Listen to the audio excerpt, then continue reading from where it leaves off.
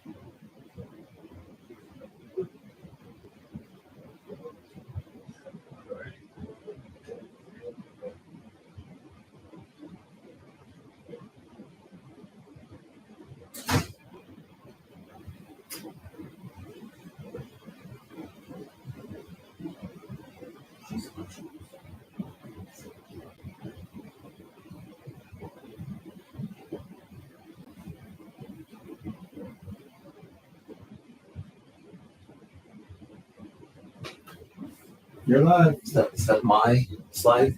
Yes. Okay. But then you'll switch to Jason's. If you're going first, yes. Yeah. Mm-hmm. Okay. I was hoping more people will come. A few classes will be told to come here. Let's see. Yeah, if they go to their classes. Nearly as many as I was hoping for.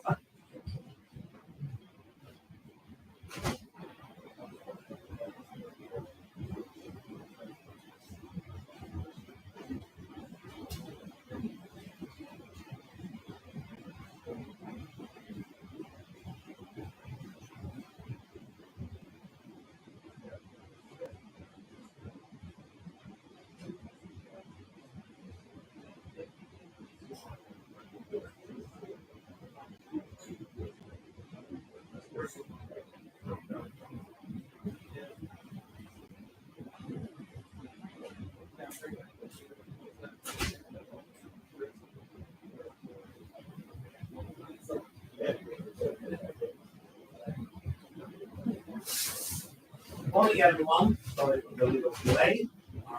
Welcome to the first of the April events of our spring freedom seminar.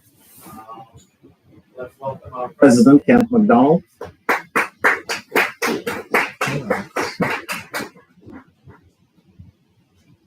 Thank you, Alex. Those are the introductions I like. Let's get right at it. So, hey, good morning, students. Good to have you here with people online. Our guests who are here today, I'll do a very quick introduction. Our faculty, my colleagues who are here as well. And in particular, Dr. Mackinac Dale, thank you. Alex, Dr. Tokarev, thank you for another great series this year, and I appreciate the extra work, and good to see you again. So this should not be a surprise, particularly to the students, that at Northwood, we're pretty clear in terms of our position on things like freedom. And we're not afraid to talk about that because it's fundamentally what sets us apart as human beings. We often use the phrase in every human being is a yearning to be free. And the complexity is, what does that even mean? What does freedom even mean? I mean, just a couple of weeks ago, one of the Supreme Court justices had a very different perspective on what freedom actually meant, which was actually surprising and somewhat disappointing. So this freedom seminar is an annual symposium. This is my fifth year. When I was coming to Northwood, I was extremely excited. And this particular symposium was one of the things that really gathered my attention to say, hey, they're going to have really important conversations on the campus. And some of those things, particularly the students, you're going to agree with, and some of them you're not going to agree with. But what a perfect example of what a university is meant to be, kind of push you and get you thinking a little bit different. And so the purpose of this particular seminar is to investigate topics of interest, and not just what's happening in Midland or Michigan or the United States or North America, but let's have a look at what's happening literally around the world. And so the focus of this year's Freedom Seminar is on competing political ideologies. And going into the fall of 2024, another good reason that this particular topic is timely. Although most people have a favorable view of freedom, in fact, I bet if I asked you to raise your hands, are you all for freedom? And everyone would normally put up their hands, yeah, I'm all for freedom. What exactly is it? And how do we define it? And we have had, for years, significant disagreements over this notion of what actually is freedom. So these disagreements can be traced back to differences in our fundamental assumptions about human nature and society. And in this series, we examine philosophical differences between libertarian, conservative, and socialist ideologies and how they lead to divergent opinions about moral, political, and economic issues. And if you speak to people in each of those categories, they're fairly committed to what their beliefs are. So today, we are absolutely thrilled to welcome back the Free Market Roadshow 2024. This is your or our gateway to engage with groundbreaking ideas, to connect with thought leaders and participate in shaping the future. What is the society that we want to live in, that we want our children to live in, or as Marielle and I got back late last night from Calgary, how we want our grandchildren to live.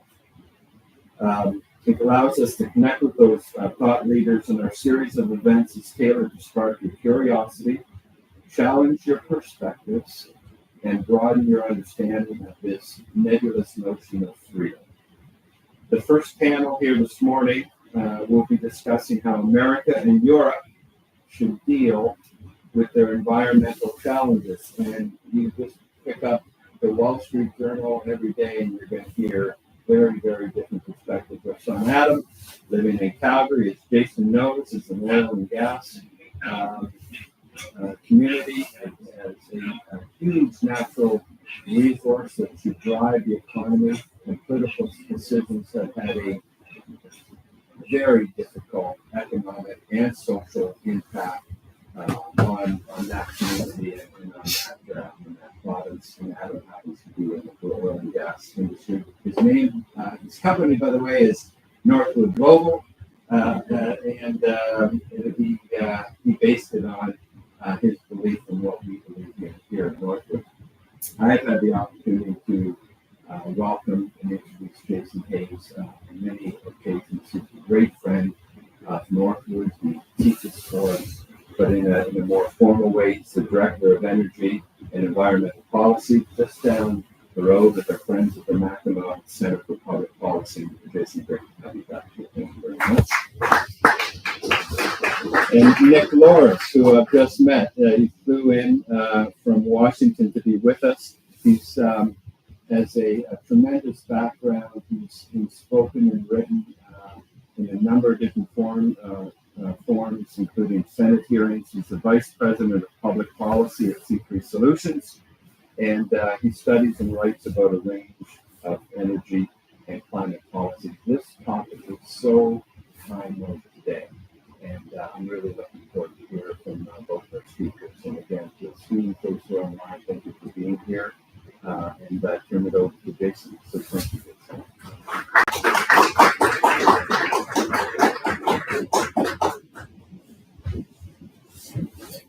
Okay, so thank you to Ken and Northwood and Dale and Alex, wherever you are in the room, for setting this up. Thank you also to the Free Market Roadshow for setting this up and inviting both Nick and I to speak.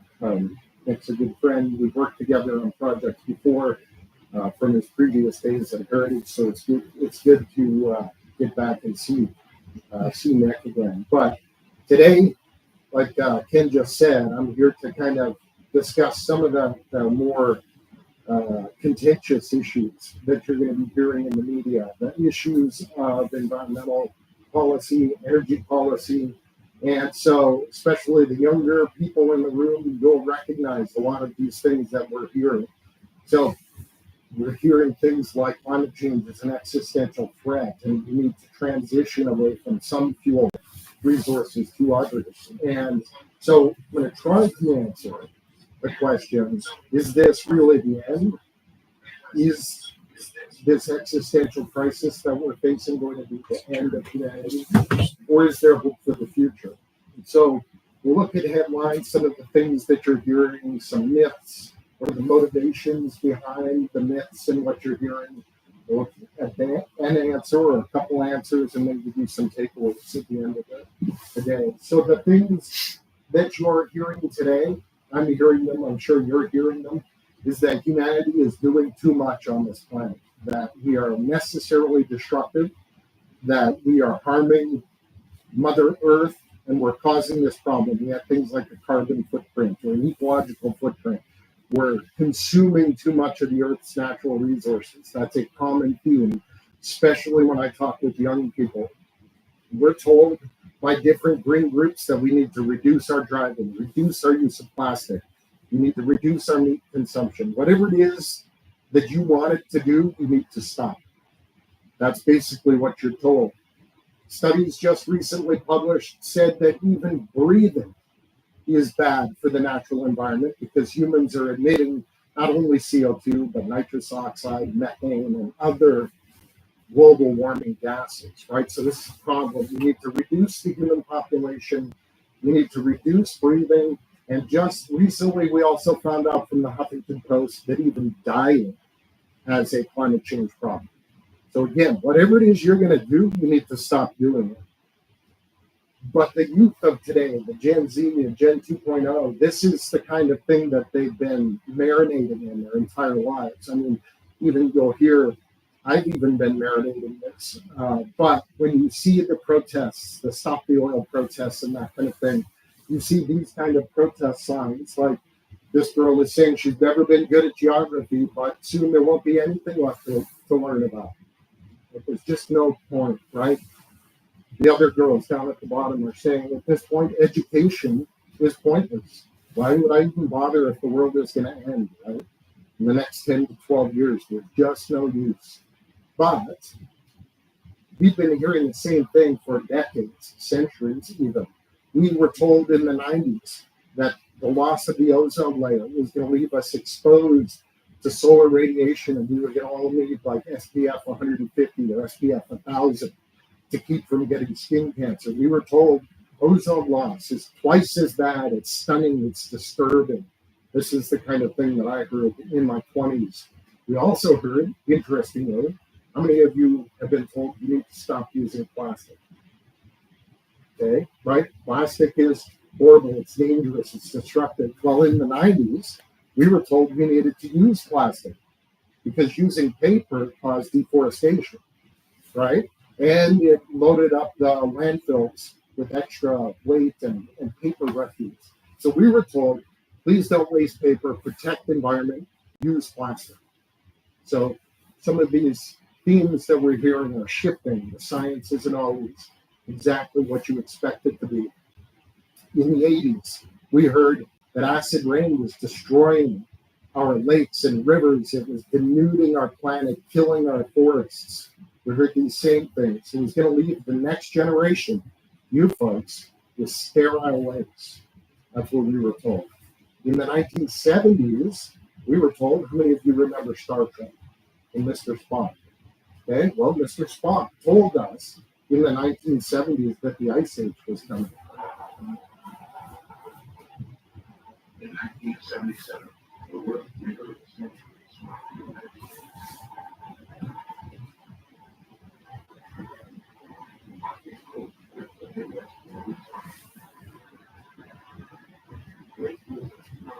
Cities of the Northeast. One yesterday night in Buffalo, 8 people froze to death without coffee. And Bushnell was on the boat that night. It was a crazy stuff in the car all night long with the woman in the wind running out of gas. I think that we have to go through a real bad recession. I think it's not true. I think we have to think about it.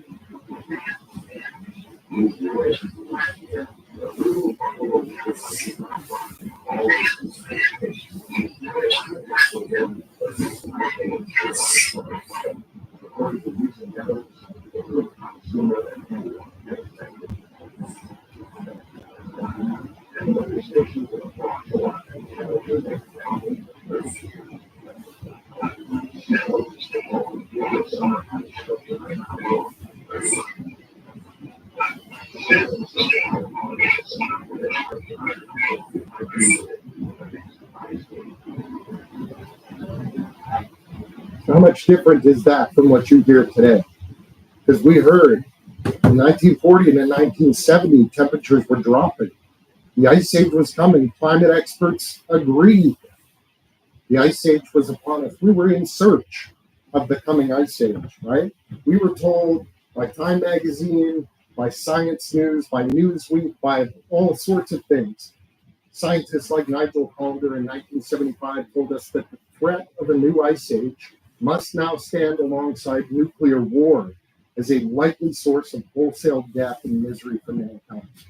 You remember in 1975, we were only a few years out from the Bay of Pigs incident in 1961, right? We were literally under the threat that the Russians were going to start dropping nuclear weapons on us. So to say that the Ice Age stands beside nuclear war as the likely source of wholesale death was a huge statement. So understand it in context. We were all still worried that the Russians were going to start the war tomorrow. So that's what we were told. So we were told in the 60s by people like Paul Ehrlich that human population was growing so fast that the battle to feed humanity was over. In the 1970s, hundreds of millions of people were going to die. And nothing we did was going to stop or prevent a substantial increase in the world to the death rate. So this is what I grew up with. This is what I was doing. Too many people were all get started. Paul Ehrlich also wrote in places like the New York Times that the trouble with most environmental problems, said Ehrlich, is that by the time we have enough evidence to convince people, you're dead. Remember the Ice Age is coming. So those are the headlines. Those are the things that you hear. What are the myths that you're encountering today? So the myths are that the world is overpopulated. The Greens will tell you the solution is that we need to limit your family size and reduce the human population. Again, this is nothing new. This is what I heard in my environmental ethics classes in my undergrad. Too many people. A truly sustainable human population of 500 million. This is what I was told. Okay? But the reality is that if we stood all 8 billion people on the planet shoulder to shoulder, all 8 billion could fit inside New York City. Okay, but people will say, that's way too dense, right? You can't live standing shoulder to shoulder. So if we all lived like the people in New York City at the same density, all 8 billion of us could fit inside the state of Texas, and the rest of the planet would be empty. But again, we're overpopulated, right? There's too many of us. So if we look at the work of people like Julian Simon, who wrote books like The Ultimate Resource and State of Humanity, Simon was at least rational about this. He said, yes, adding more people does cause problems. But at the same time, those people are the means to solve those problems, right? The ultimate resource that we have on this planet, it isn't wood, it isn't gas, it isn't wind turbines, it's people. And especially spirit, skill, and hopefully young people who are endowed with liberty. Because if you've ever heard of Adam Smith, the rising tide lifts all boats. Well, if you let young people do with their minds what they can do, they will benefit themselves, and in benefiting themselves, they'll benefit us. They'll solve a lot of these problems that we're facing. So our next myth is that the world is running out of food. Right? We've all heard this. There's too many of us. We're eating too much food. Again, the green solution is that we need to limit family size and reduce the human population. But the reality is that human population or human food production is at an all-time high. If you look back, even as far back as 200 plus years ago, 225 years ago, there was a fellow named Thomas Malthus who wrote an essay on the principles of population. And he explained to us back in 1798 that the world's population will multiply more rapidly than the available food supply. Sound familiar? You've heard it before. But if you look at what's actually being produced around the world, grain crops, for example, from 1866 to 2021, in the United States, production of corn has gone up over 2,000%. Now, if you look at the little line bumping along the bottom, that's area, acres harvested to produce that corn. Our level of area that we plant as corn has essentially stayed flat. At the same time as we've increased production by 2,000%. Look around the world at another major food crop, rice. From 1961 to 2021, world production of rice has gone from about 200 million tons per year, metric tons, to over 700, more than triple the production of rice. So again, we're not running out of food. Our next screen myth is that we're in an era of global warming, so says the UN, right? Climate change, existential threat. The solution is that we have to go to carbon neutrality. We have to decarbonize. But the reality is that we're still coming out of a glaciation period in the 1850s, the Little Ice Age ended. So we listen to people like AOC tell us that the world is going to end in the next 12 years if we don't address climate change. Then look at the federal government's websites. This is a graph from climate.gov that asks, what's the hottest the Earth has ever been? Okay, well, that even just like 50 million years ago, the average temperature was up around 85 degrees Fahrenheit. So the Earth has been much hotter. CO2 levels have been up as high as 4,000 parts per million. So the notion that we're boiling because we're coming out of the tail end of that graph, coming out of a glaciation period, remember the Ice Age is coming? Well, how bad is that? Not bad at all. Heat actually helps the human species. Globally, according to Joan Mulgard's research, 4.5 million cold deaths happen every year. 9 times more people die from cold than from heat.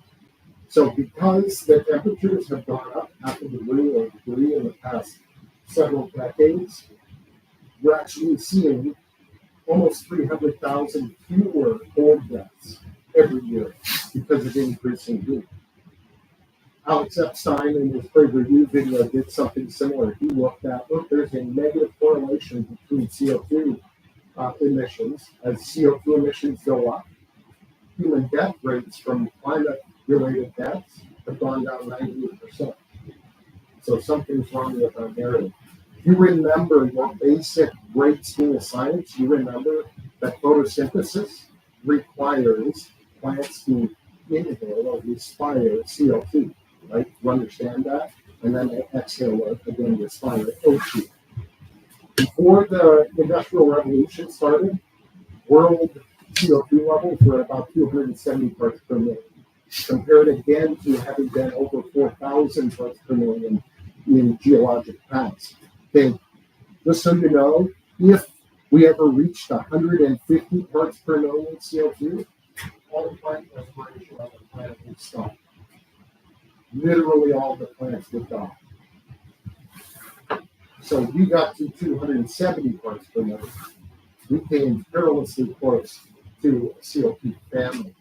So every time you exhale, you will breathe. Just remember that.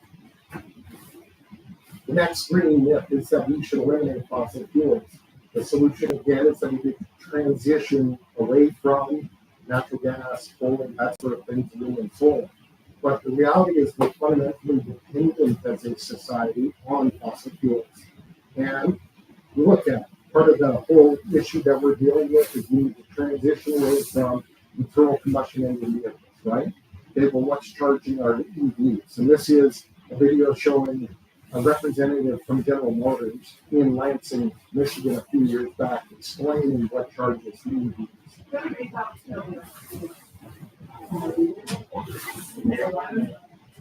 Well, what's happening with the battery? Oh, here. It's kind of little. I mean, is it, what's the next called? Oh, it's actually that's a piece of it. That's a piece of it. So I don't know. I bet you there are Yeah, natural gas, right? We're powering our EVs. Now, sure, we're trying to transition to wind and solar, but right now, it's natural gas, right? That's what's powering our EVs. We look at work from people like Bob Snow, who's an emeritus prof at the University of Manitoba in Winnipeg, Canada. He explained that as you go along in the process to build wind turbines, from mining the ore that you need, pulling the petrochemicals out of the ground to make the plastics, the resins for the blades, doing the mining, the refining, transportation, manufacturing, construction and operation, at every step along the way, you need fossil fuels, diesel, and all that sort of thing, which prompted Snow to write that wind turbines are the pure embodiments of fossil fuels. So the picture that Snow produced, what does he see when he sees a wind turbine? The notion that you can have wind turbines without fossil fuels is naive at best. But when you look at world use of energy, you can see across the planet our use of fossil fuels is growing massively. It's getting to the point where even the mainstream media asks the question, what transition? We're not transitioning to renewables. Sure, we're building more renewable energy, but we're using so much energy that new renewables aren't even needed to grow even more. Okay? Seeing the same thing here in the United States. We've been pushing for 50 plus years. It was in 1977 that President Carter put solar panels on the White House. Okay? Reagan took them off. But 77 is when we started pushing for this. So after 50 plus years of pushing for the transition, wind and solar still only provide less than 6% of our total primary energy demand in the United States. Okay, what's happening in Europe? When Russian natural gas was cut off after they invaded Ukraine, what did they do? They went back and they refired up their lignite plants, their coal plants, because people were going to freeze in the dark in the German winter if they would be doing it. So what are we using? This is Robert Bryce's Iron Wild Energy. People will do whatever it takes to get reliable energy. Okay? The German example is a perfect example of that. When you look at the research of people like Alex explains that fossil fuels empower us to take what is naturally a dangerous environment. People who don't understand that, wait for a Michigan winter when it's -10, -15, go outside in your underwear and see what he means by a naturally dangerous environment. Mother Earth isn't necessarily friendly to you if you're not careful. But fossil fuels allow us to make that naturally dangerous environment clean and safe for human habitation. Okay, we use oil and petrochemicals to create over 6,000 products. All of the chairs you're sitting on wouldn't exist without oil and petrochemicals. This computer, the microphones, everything that we're wearing wouldn't exist without oil and natural gas. So a fifth myth is that government control is the answer. The Greens tell us that the way to deal with environmental challenges is to take away private property rights or limit private property rights, raise taxes, impose regulations that will ensure people carry on with approved behaviors. But the reality is that when we shut down free markets and go to government mandates, the government picks winners and losers. It keeps the free market from innovating and coming up with new and creative ways to solve our environmental problems. So the reality is that the places, the countries that have had the strictest government controls have also had some of the worst environmental problems.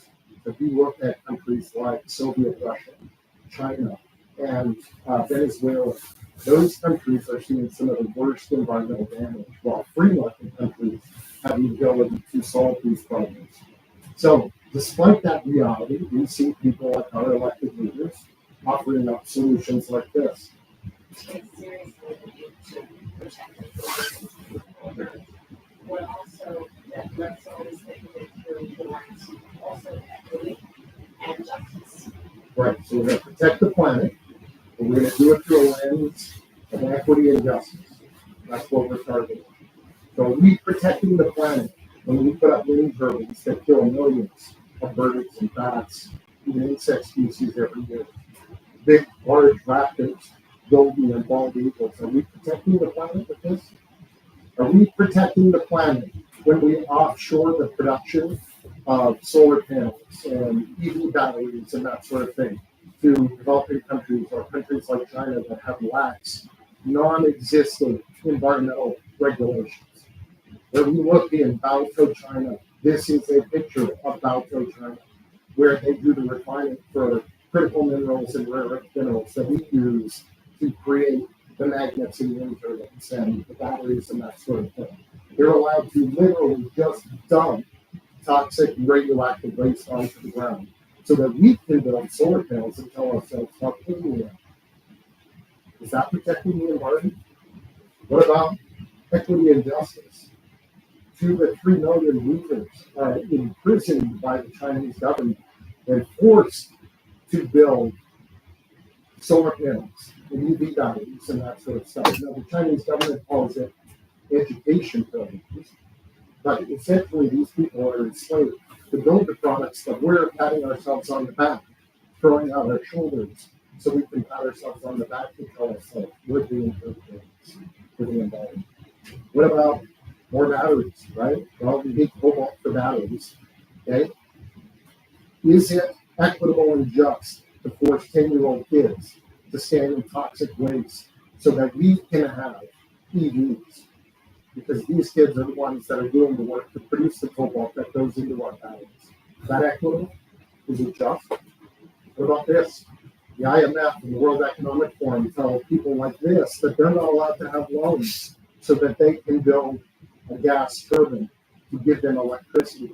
They're not allowed to do that. So instead, they have to breathe dirty air and suffer from some of the worst death rates from air pollution on the planet, so that we can tell ourselves, no, we were protecting the planet.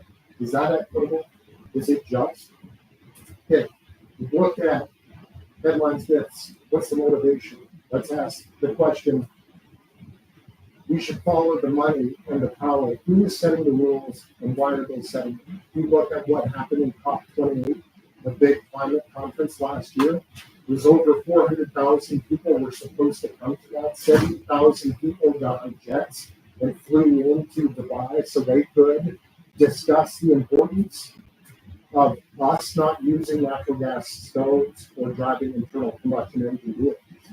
They were also discussing the importance of having humanity cut back its use of meat and seafood and that sort of thing, right? They want the average person to eat less than 1 ounce of meat per day, okay? But at the same time, they're eating opulent beef and seafood menus at COP28. So meat for them, but not for us, right? A lot of these rules are set up using things like you will have studied or heard about, environment, social, and governance, ESGs, but that is a multi-trillion-dollar industry. It uses fear tactics to control businesses and people. It protects and pushes and subsidizes wind and solar, mandates DEI, regulates human activities based on whether or not they adhere to certain political principles. The activities that they're mandating include who you can hire and when, and then they're also, like I just said, focusing on reducing the average person's standard of living and their ability to travel. It's a $41 trillion annual a world market. And again, it's pushing the solar panels and the wind turbines and that sort of thing that are needed in developing nations. And if you look at where are we getting our solar panels, China significantly dominates every single section of the solar PV supply chain. So again, think of who's producing that. 2 to 3 million users in prison and dumping the toxic and radioactive waste on the ground. And we're doing it to protect the environment. So what's the answer? It's the best way to protect the natural environment. Well, the best way to protect it is being wealthy enough to be able to make the decisions you need to make to choose cleaner options. You get that with free markets. So in free markets, you can see things like what's the share of population that has a healthy diet?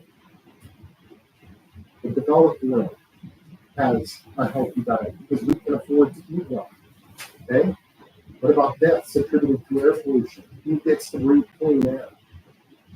Very wealthy countries. The developing nations are forced to deal with much, much worse conditions. It's a life expectancy. You want to live a long, flourishing life? Where's the best countries to be? those countries typically that have free markets. That's not the case in every, it's not exactly right, but generally, those countries that have access to free markets have the longest, healthiest lives. No better example of that than the difference between North Korea and South Korea. The North Koreans do not have access to these technologies that they need to live healthy, flourishing lives. South Koreans do. At nighttime, the entire country of North Korea goes down. So what's the difference? The advantage of free markets is that you can afford the fuels you need to live a clean, efficient, healthy life. You have access to cleaner air and cleaner water. You have the ability to innovate and create because you can exchange ideas freely without fear of government repression. You have the ability to choose in a free market situation. Having that ability to choose lets you decide what you think is best for your lifestyle and your community. You don't get that with totalitarian countries. But now, what are the takeaways? We've heard 50 years, 200 years of apocalyptic predictions. So at the end of this, I want you, if you do nothing else, you don't have to believe what I'm saying, but at the end of this, every time you see a headline, I want you to ask a question. Is the science so? No. If you understand science, you understand science is never so. You should keep learning, keep searching. When you see frightening headlines and dire claims, question them, go out and research them, find out what's actually true. Remember Julian Simon saying that our ultimate resource is skilled, spirited, and hopeful young people who are endowed with liberty, which you guys in this room. So at the end of all this, I expect you to go out and innovate and create a better world and a better planet for yourselves and the rest of humanity. I'll stop there. For those that want, you can subscribe to my Substack. That's the QR code. Otherwise, go to mackinac.org and you can download our presentations, our studies, and that sort of thing. With that, I'll hand it off to, I'm not sure who's coming up next. Is it Nick? Okay. All right.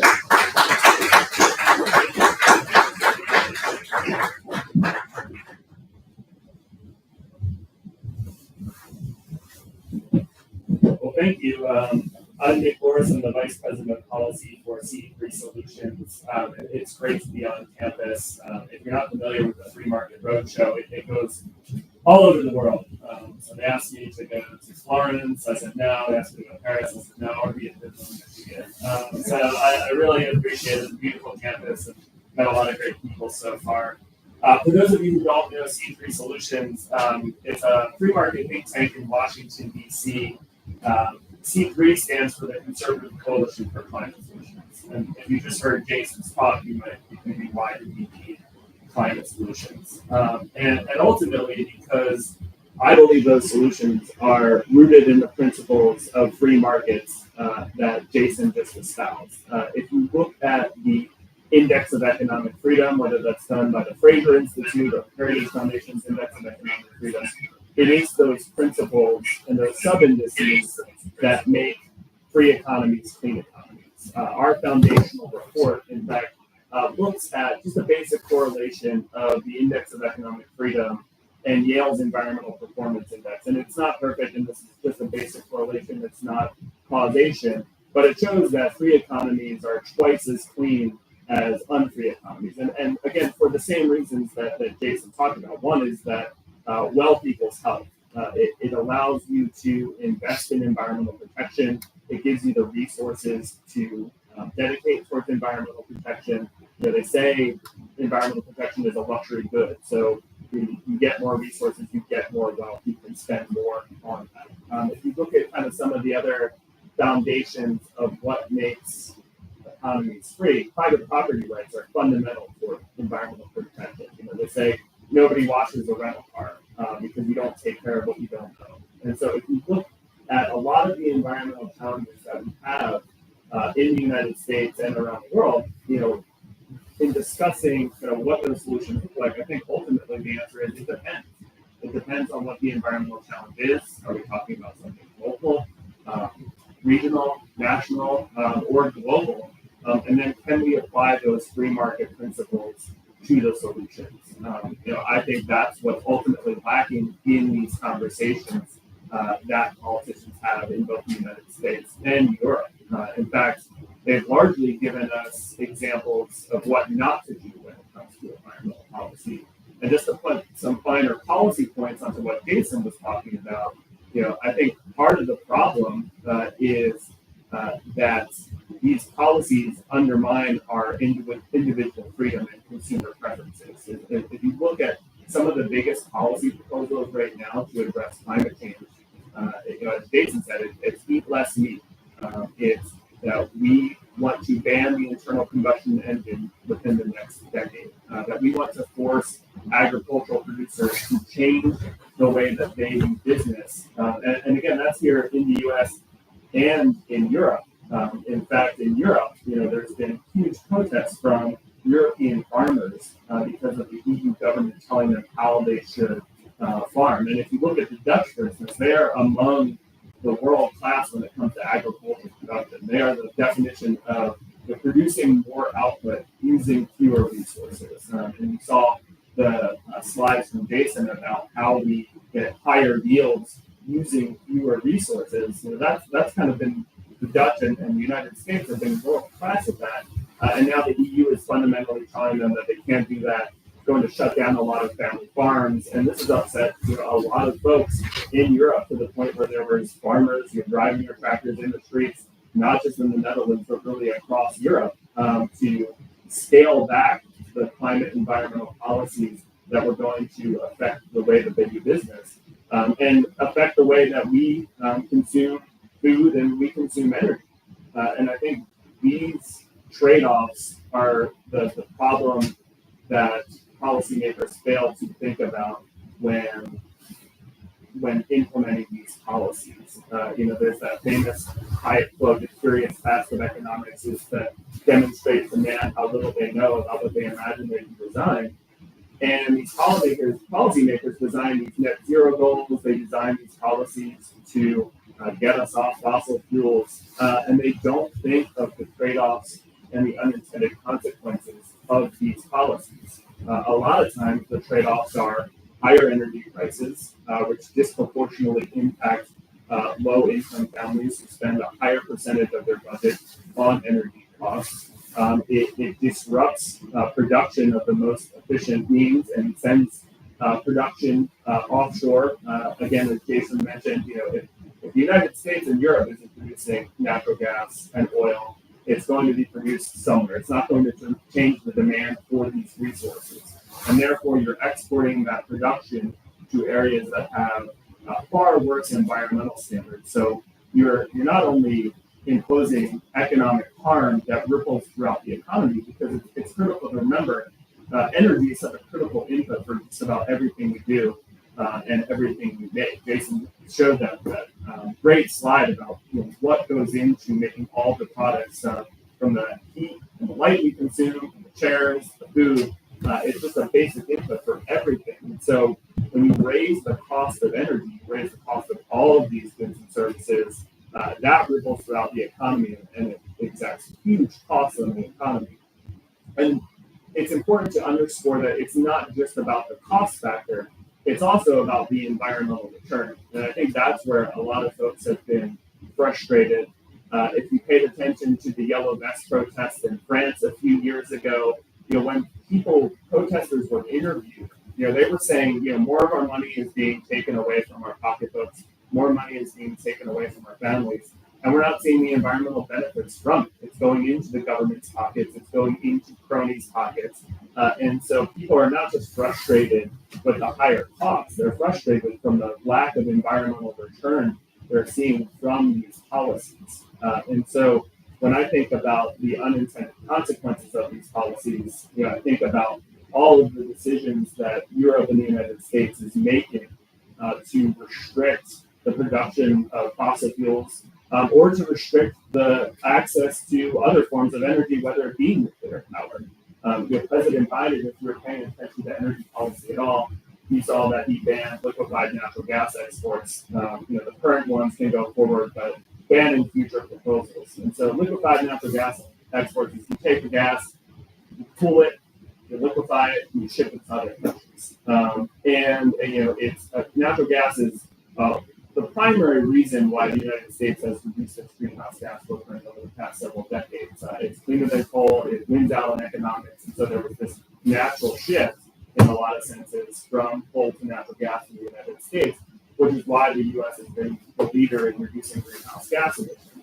If you look at U.S. liquefied natural gas, and if we can export this to other countries, it can not only help with their energy security concerns, especially in places like Europe, which has been far too dependent on Russian natural gas, but it's also cleaner than Russian gas. And so these are what I consider economic and environmental win-wins. There's plenty of examples to think about what solutions should look like to advance economic freedom that has environmental returns. And that's why C3 solutions exist.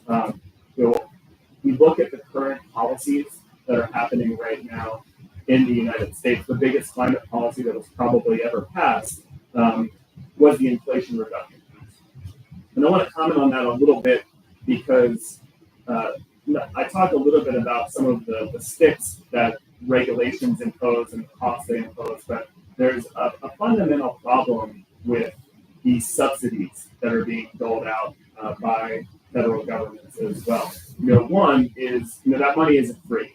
It's being taken from us either in the form of borrowing, and we're going to have to pay that back eventually. But it exacts a number of economic costs on the economy writ large. One is that it creates this what we call corporate welfare. It creates this dependence on these subsidies. And so what happens when the subsidies go away? A lot of times these companies won't be economically competitive without the subsidies. And so they lobby for extensions. And so there are policies that were supposed to be put in place to say, hey, this is a nascent technology. We think that if you give it 5 years worth of subsidies, tail them off, you'll be good to go. You'll be growing, you'll be economically competitive on your own. But as Milton Friedman said, these infant industries, they never grow up. And so they don't realize the true price point at which they're economically competitive with other technologies. And so they lobby for more and more subsidies. And so again, this is a huge cost, not just from a taxpayer standpoint, but also for the economic competition that can actually drive innovation, economic and environmental progress. Because companies that don't get the subsidies say, well, that's not fair. They're getting all of this money. I want some as well. And it's not just that they want some of the money. It's that they're having a harder time getting private investment because all of the private investment is flowing to the companies that got subsidized. And so it puts some of the more innovative technologies at a competitive disadvantage. If you look at what's happening right now with all of the strings that are attached to these subsidies too, it could result in a green trade war. What we're seeing out of Europe right now is they're very frustrated with the Inflation Reduction Act because it has all of these other strings attached to it. It says you have to have all of these components made in America by a certain date, and that means you can't import any from our allies in Europe. And so our allies in Europe are saying, well, that's not fair. I guess we're going to have to create our own policies that protect our industries. And so you have this industrial green protectionism that actually retards the growth of climate progress and economic progress and insulates us from creating open markets and free trade that actually can yield better economic and environmental benefits. So when I think about what those solutions should look like, a big part of what I think policymakers should be doing is getting out of the way. If you take a number of examples in the United States, not just from an energy standpoint, but really kind of across the board, it takes far too long to build anything here in the United States. But also, in Europe, they're running into the same challenges as well. If you paid attention at all to the bridge collapse in Baltimore, the bridge, they said that took about 5 years to build. They're saying it's going to take about 10 years to rebuild. And you would think that that was back in the 70s. So you would think that after 50 years, you would have better data, you have better knowledge, we should understand the physics, the environmental concerns, all of these things to be able to build things faster. Yet we kind of have this consulting class, and we have this judicious and litigious class of folks who obstruct all of the things we need to build to increase supply for housing, for energy, across the board that can make people's lives better. And I think that's part of the problem with energy policy right now is it tends to be making people's lives worse off. And people don't want to be told what to do. They don't want to be told to eat less meat. They don't want to be told to fly less or what type of car to drive. They want to make those choices on their own. And free markets can empower people to make those choices on their own. So the policy solutions, to me, are one is you talk a lot about permitting reform. This, I think, is one of the end-all, be-all problems that obstructs all forms of energy development. If you look at nuclear power in the United States, there's one company, NuScale, that spent $500 million and more than a decade of its own time trying to get through the regulatory process to build one small modular reactor. And after all of that time, they were still unable to do so. And during that time, it creates a lot of political uncertainty, it creates regulatory uncertainty, you have inflationary costs driving up the prices for these projects, and ultimately they die out. And so you're left with projects that simply don't make it. And while that's happening, it's places like Russia and China who are moving ahead full steam. If we want to reduce our dependence on China for solar panels, for critical minerals that are necessary for clean energy technologies, it's not to be more like China in terms of just dumping a ton of money at the problem. It's actually looking at what are the root causes of making these projects economically unviable. And a lot of times that's the government itself. And so I think about the principles of permitting reform, of opening markets for trade, of tax reform, of private property rights. These are the policies that can drive innovation forward. I think that there are so many solutions. And if you look at each energy, there's so many policy barriers that are inhibiting and artificially inflating the cost of these technologies. Whether it's wind and solar, whether it's advanced geothermal, whether it's nuclear, whether it's natural gas and fossil fuels. There are so many policies that, again, if we fix these, it's going to be a win for our economy. It's going to be a win for families and households in forms of lower electricity bills, lower gas prices. It's going to be a win for consumer preferences. I think the more you empower people, both businesses, both individuals, that's what's going to drive innovation forward. I think there's a really great example of this, what's happening with advanced geothermal right now, and Google is using that energy to power its data centers. And all of a sudden we are worried about AI and its growth of energy. I actually think this is going to be a fundamentally good thing for economic growth if we can actually fix these regulatory problems, because it's going to incentivize production of newer energy sources that I think will ultimately be cleaner. And if you look at what Google is doing, they're saying, hey, we're going to take a chance on this new technology. It's called super hot rock geothermal. It's essentially done the same way that fracking is done in the United States. We're going to drill down deep into the Earth's core. It's going to be clean. It's 100% clean. It's going to be reliable. It's going to run 24/7. And this is what we're going to do to power our data centers. And that's a private sector response. They're not relying on subsidies to do this. They're saying, hey, we're willing to eat some of the higher costs here. We're going to help drive down the cost of this technology. And that's going to ultimately spill over into good environmental policy. And I'll just close with this. Jason talked a lot about why there shouldn't be as much concern about the climate catastrophe, and 1,000% endorse that. If you look at what the Intergovernmental Panel on Climate Change says about the science and about catastrophe, they say that we're getting less and less likely toward the extreme policy scenarios. There's a kind of tail risk if you do statistics, and that tail is shrinking, and that's a good thing. Yet we're having all these policies that are predicated on the notion that there's this climate catastrophe.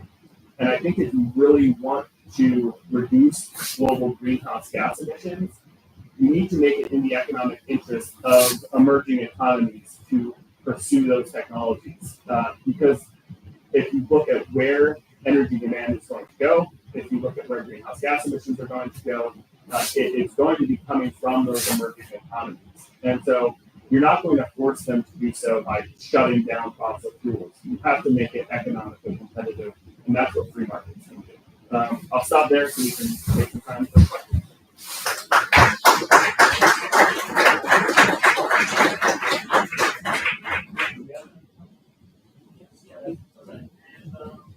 The audience just speak up, and if the panelists just maybe short.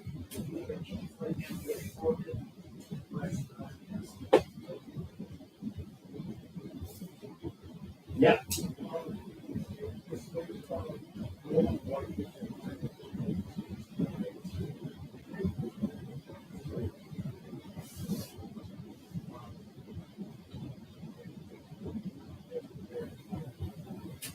I'll quickly say yes, and I think it's even gotten worse than that because they're not even saying climate change now, they're saying carbon pollution. Because carbon pollution, you think pollution, you think bad. Even though CO2 is, non-toxic, it's not the same criteria pollutants that we know as smog and things that have adverse impacts on human health and the environment. When you say carbon pollution, you're automatically thinking, that the planet is going up in clouds of black smoke, which is not what CO2 or other greenhouse gas emissions are. Yeah, building on that, they even use terms like carbon.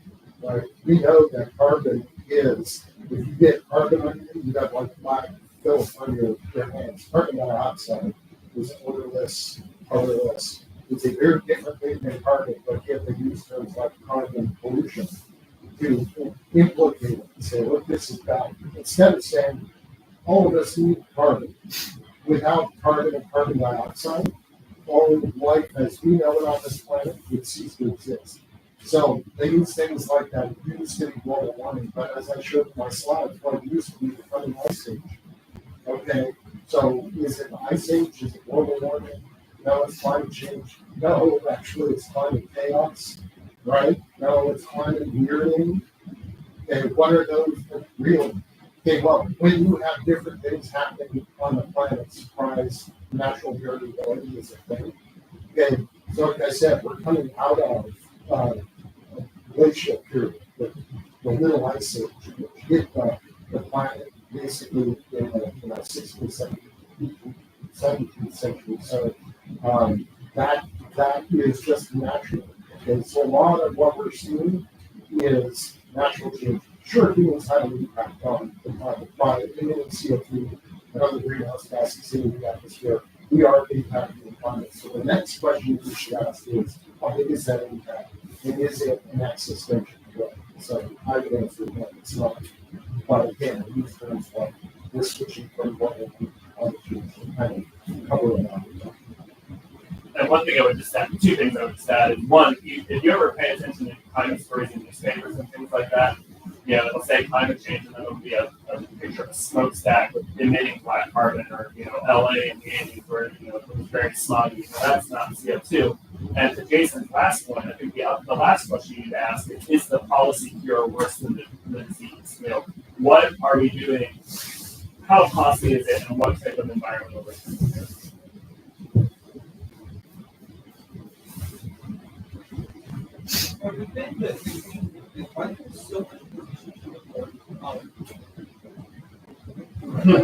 Okay, I think a lot of that is based in the kind of like 60s, 70s era understanding of what is nuclear. I talked about you were concerned that we were going to have an all-out nuclear war.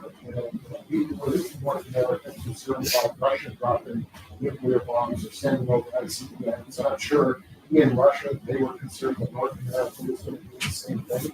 So there's a lot of that left over. If you remember movies like China Signal, where we need to be terrified of nuclear plants automatically are the same as nuclear bombs. But the reality is that nuclear as a technology for producing electricity is the safest form of electricity, the most reliable, and one of the cleanest, if not the cleanest, form of electricity generation that we have. So a lot of the concerns are based in outdated misunderstanding of what nuclear can do.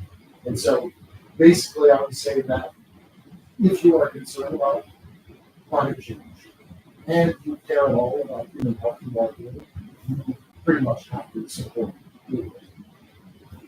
Yeah, and I think some of it's tribal too. A lot of times you fall into these resource wars where it's, wind and solar is your team and nuclear is the other team. And so anything that, might disadvantage wind and solar sometimes, you see people get into this camp of, oh no, we don't need nuclear, we can do it 100% with, wind, solar, and storage. And, I think studies have shown that that's just fantasy. And, to Jason's point, I think there's a huge opportunity here for nuclear power to not just help with energy poverty, but help reach a lot of the environmental goals that Europe and the U.S. is trying to achieve. So, what I hear from both of you is very about trade-offs. But I'm not sure that's the way a lot of people think about it. Libertarian arguments have been used in the past.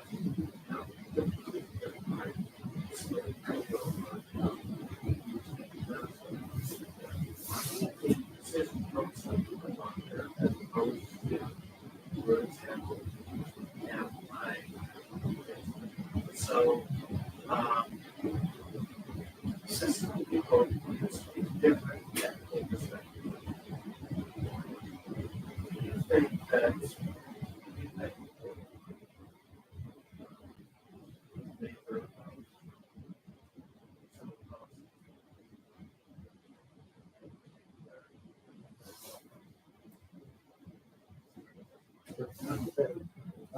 So yes, I think it's possible. I mean, there's research with like Alexandar Tokarev is a good example.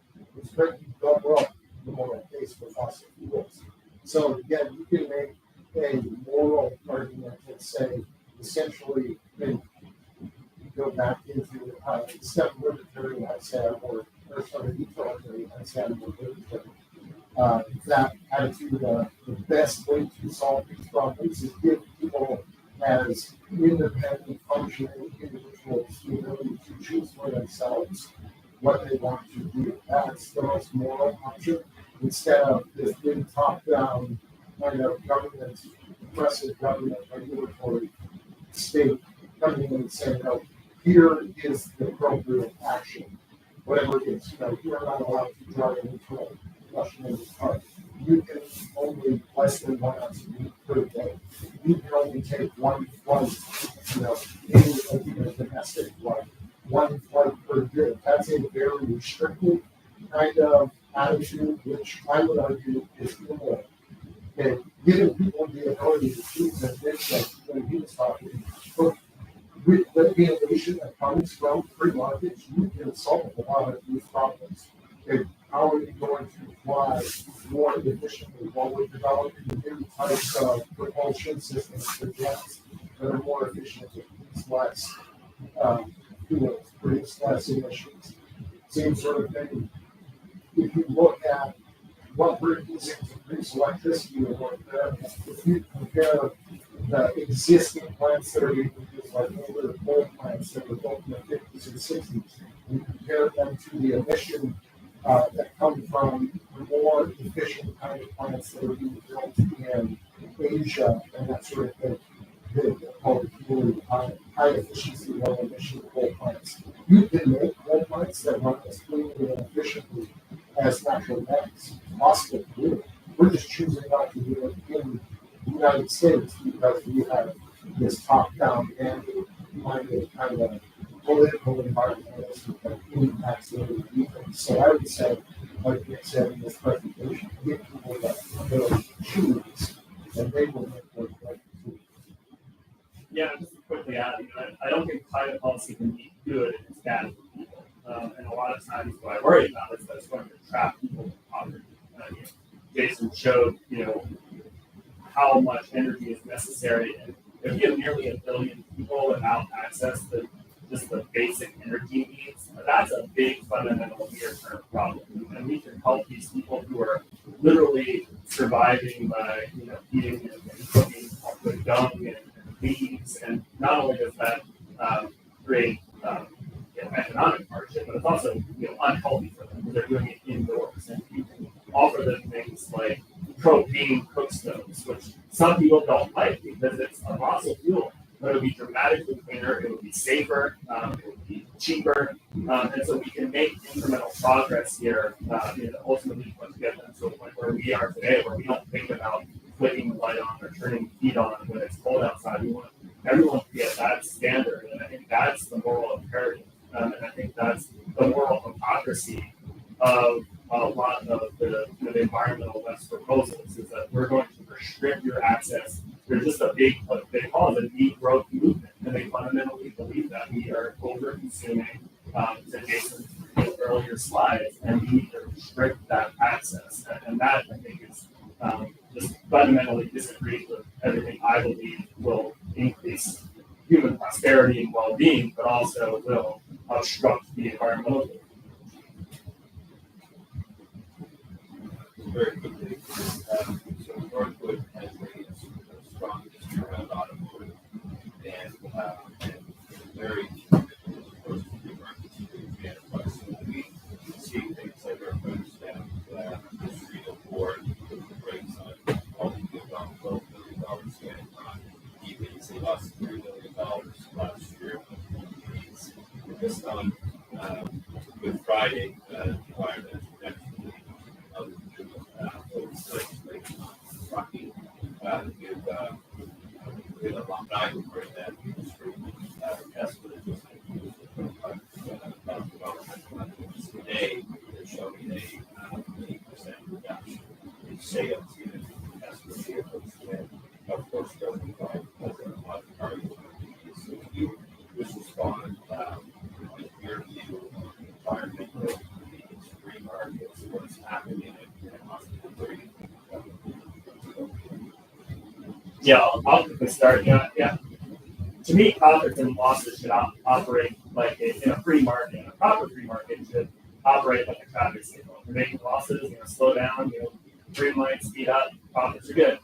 And in those investments that they're made in a free market, that could show you to slow down if these things are economically unviable. The problem is we have policies both on the production side and the consumption side of dictating these EV mandates. And so you're getting $7,500 that largely went to wealthy Californians for the longest time to buy these vehicles. And then you are essentially twisting the arm of these auto producers to produce these cars. And if no one wants to buy them because the price point is still higher, I think it's about $15,000 to $16,000 higher than an internal combustion engine car. That's $65,000 for a new car for the average price of a new EV. Now, people can afford that, and that's what they want to buy, so be it.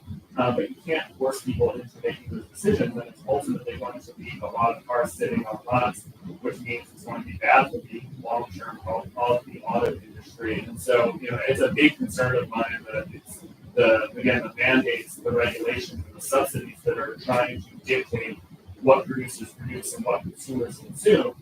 And that, I think, is a recipe for disaster if you're not taking into account individuals' preferences. I think if you look at the life cycle emissions of EVs, I do think that they, in the long run, I think that, as my understanding is that they are better from a CO2 standpoint after X amount of years, depending on the car, the battery, and where it's produced.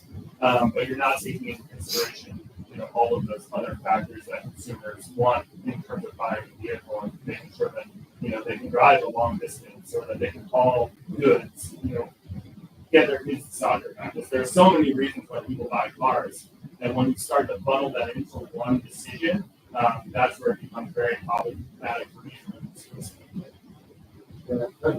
Building on that idea, if you read Thomas Sowell's Basic Economics, he explains we confuse what is actually efficient and what is efficiency. So Sowell says efficiency properly defined is meeting people's needs, meeting the needs of your customers. Okay, I wrote about the whole EV transition. I was just posting this on X yesterday. That in 2018, I wrote for the Hill, and I said to Ford at that time, go for it. I said, look, you guys are pushing this way too hard. This is not a market-driven transition. This is a mandated transition. This is government policy driven. And what they should have done is, surprisingly, what they did with this, right? They should have gone the hybrid route first, because hybrids are, you can build between, again, depending on which car you're building and that sort of thing, you can build between 10 and 20 hybrids for the same amount of metals and minerals, steel, the other minerals, the gold hybrids, with what it takes to build one battery electric vehicle. So are we being efficient? We could be getting 50 miles per gallon and producing 25 cars with a hybrid. Wouldn't that be a better way to do it? Plus, we get to keep using the infrastructure we already have. People don't have to worry about range anxiety. Get cleaner in-town driving because you're driving the electric portion instead of the internal combustion engine. You only really use the internal combustion engine when you're out on the highway, going on long trips or something like that. Going the hybrid route would have been much better. So that's what I wrote in 2018 in the Hill, was from Henry Ford's book. This written in 1926, and I'm forgetting the title of it. But Ford basically said, no business has grown larger than what the customer demanded. And you need to only produce what your customers are telling you to produce. In 2018 at the Detroit Auto Show, Bill Ford said, we're going to go ahead and we're going to electrify. We really hope our customers will come along with us. It's like, go read your great-grandfather. He understood this so much better than you. You cannot produce products your customers don't want. Well, your customers are not asking for, maybe they're asking for hybrids because, they're worried about fuel costs, they're worried about emissions.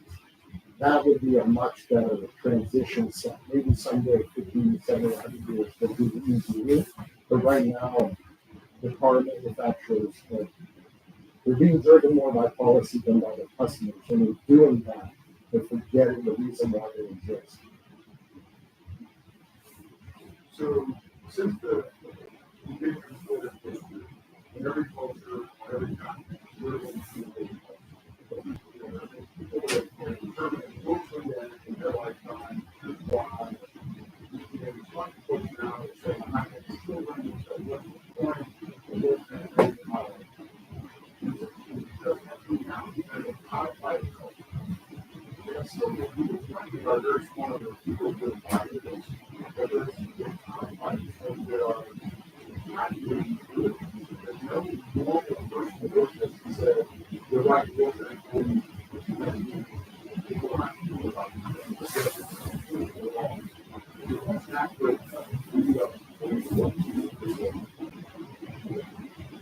Yeah, I'll start. I mean, to me, it's providing levels of optimism. There's a researcher, Hannah Ritchie, who works for Our World in Data. And, she wrote a great piece saying, stop telling kids they're going to die because of climate change. That even if you care about climate change and are worried about it, you're not going to die. There's a lot of optimism around the solutions. We're making progress. We can decouple emissions by focusing on policies that increase economic growth and reduce emissions. We can live in higher levels of prosperity, reduce the risk of climate change. And I think there just needs to be, she needs to be cloned, 1,000 times, and people just need to spread that message of positivity and optimism around solutions. There's just some real sad things about the kind of doomsday. There was, I think, a letter to the editor recently. Jason mentioned Irwin and the population bomb, and there was someone who wrote an op-ed or a letter to the editor and said, I listened to this guy and didn't have kids, and now I'm 90 years old, I'm alone, and it's my biggest regret of my life. And so the more we can prevent that from happening by offering solutions and some positivity and optimism around environmental prosperity, I think that can help give people something to look forward to. Yeah, I would totally agree with that. Go and read things like Julian Simon, The Ultimate Resource, The State of Humanity, because Simon, again, helped people refocus on what is actually a resource. We're so worried about we're going to run out of resources, right? Malthus was saying that in 1798, we're going to run out of food because human population grows at a geometric rate and food production grows at an arithmetic rate. inevitably they'll run into each other and we're going to have mass starvation, which again was picked up and repeated by people like Paul, where it's too late. The battle to feed humanity is over. In the 1970s, millions are going to starve. But it's not any different. I mean, go back and look. I mean, pick your time in history. There was always somebody saying that the world's going to end tomorrow and we all need to be terrified. Okay, be very afraid. All caps with exclamation points. Be very afraid. That's an ongoing standard thing for human society. And the best way to deal with it is, like Nick said, good information, free markets, do things like this where people come and go, hang on, we've been hearing the same story for the past 225 years or more. And what happened? Okay, so stop codifying the cause and start looking at history. There are those who refuse to learn from history. They're being to review it right now. They're being to review it because we refuse to learn from what we got. So that's why Nick and I are doing this.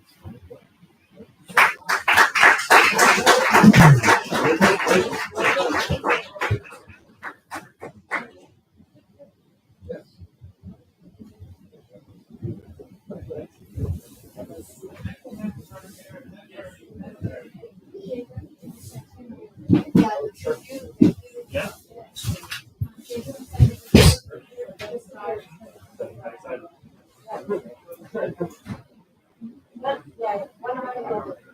Thank you.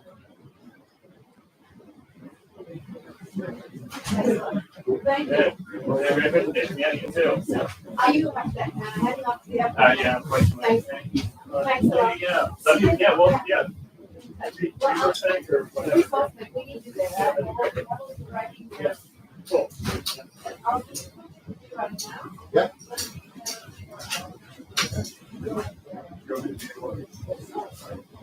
Very nice. Thank you, Robbie. Yeah, thank you. Yeah, thanks. We should do more. Take a break. That's good. Yeah, well, I'll email you or you. Maybe we can, because I felt, later on, last week, for the European results. What you wear executive day needs to be out.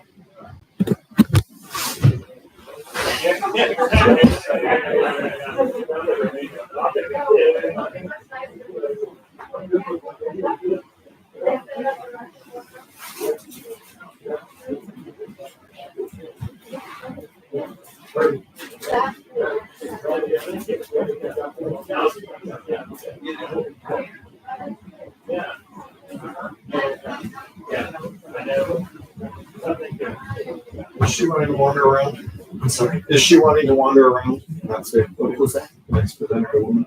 Oh no, I'll be the next one because she needs to interview someone who I think she's interviewed Jason. She already did Nick, so Jason will be interviewed somewhere in the room, and then she'll come and start maybe around 11ish. I was just wondering, is it possible if I ask the students who are here to go online and have the live stream so that they can type questions there? It's not a real lot. You're better off just doing it on a real. Okay. Yeah, I was just thinking if it's questions that they type in the chat section, but it's better to put it on paper or It's better in the room. or speak up. Because you're Okay. speakers and Yeah. you don't have any Okay. way. And I will be changing my slides from there, Yeah. just the regular way, the arrows. Yeah. Okay, excellent.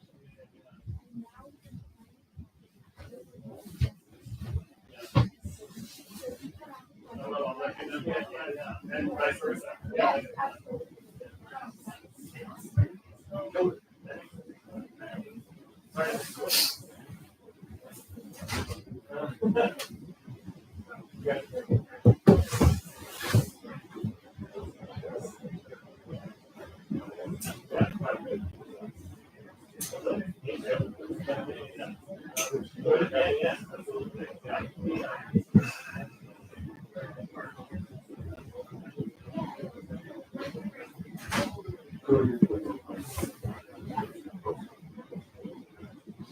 Oh, it's scary.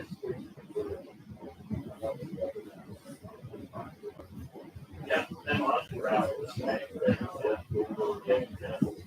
Right, yeah. Yeah,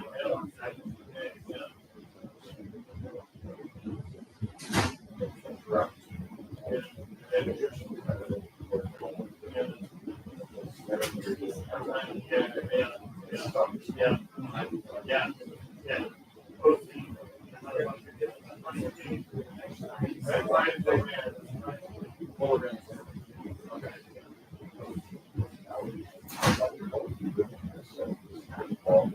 Yeah.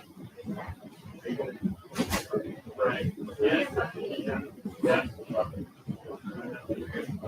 Yeah. They are. Yeah.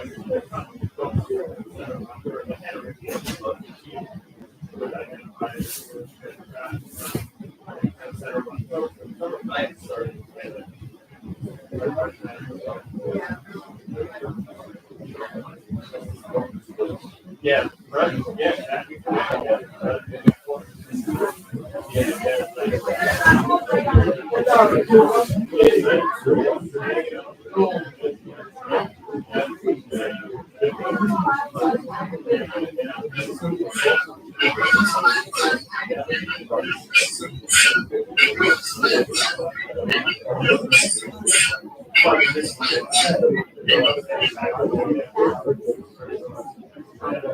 Yeah. Right.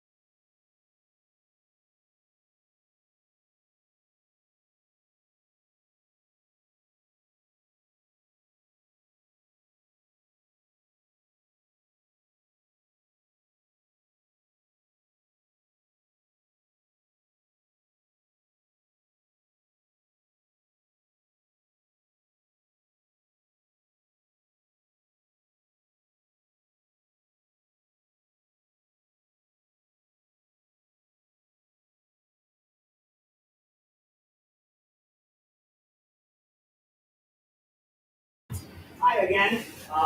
We are about to have the second panel for the Free Market Roadshow today, and our Chief Academic Officer, Mrs. Dale, is going to do a short intro.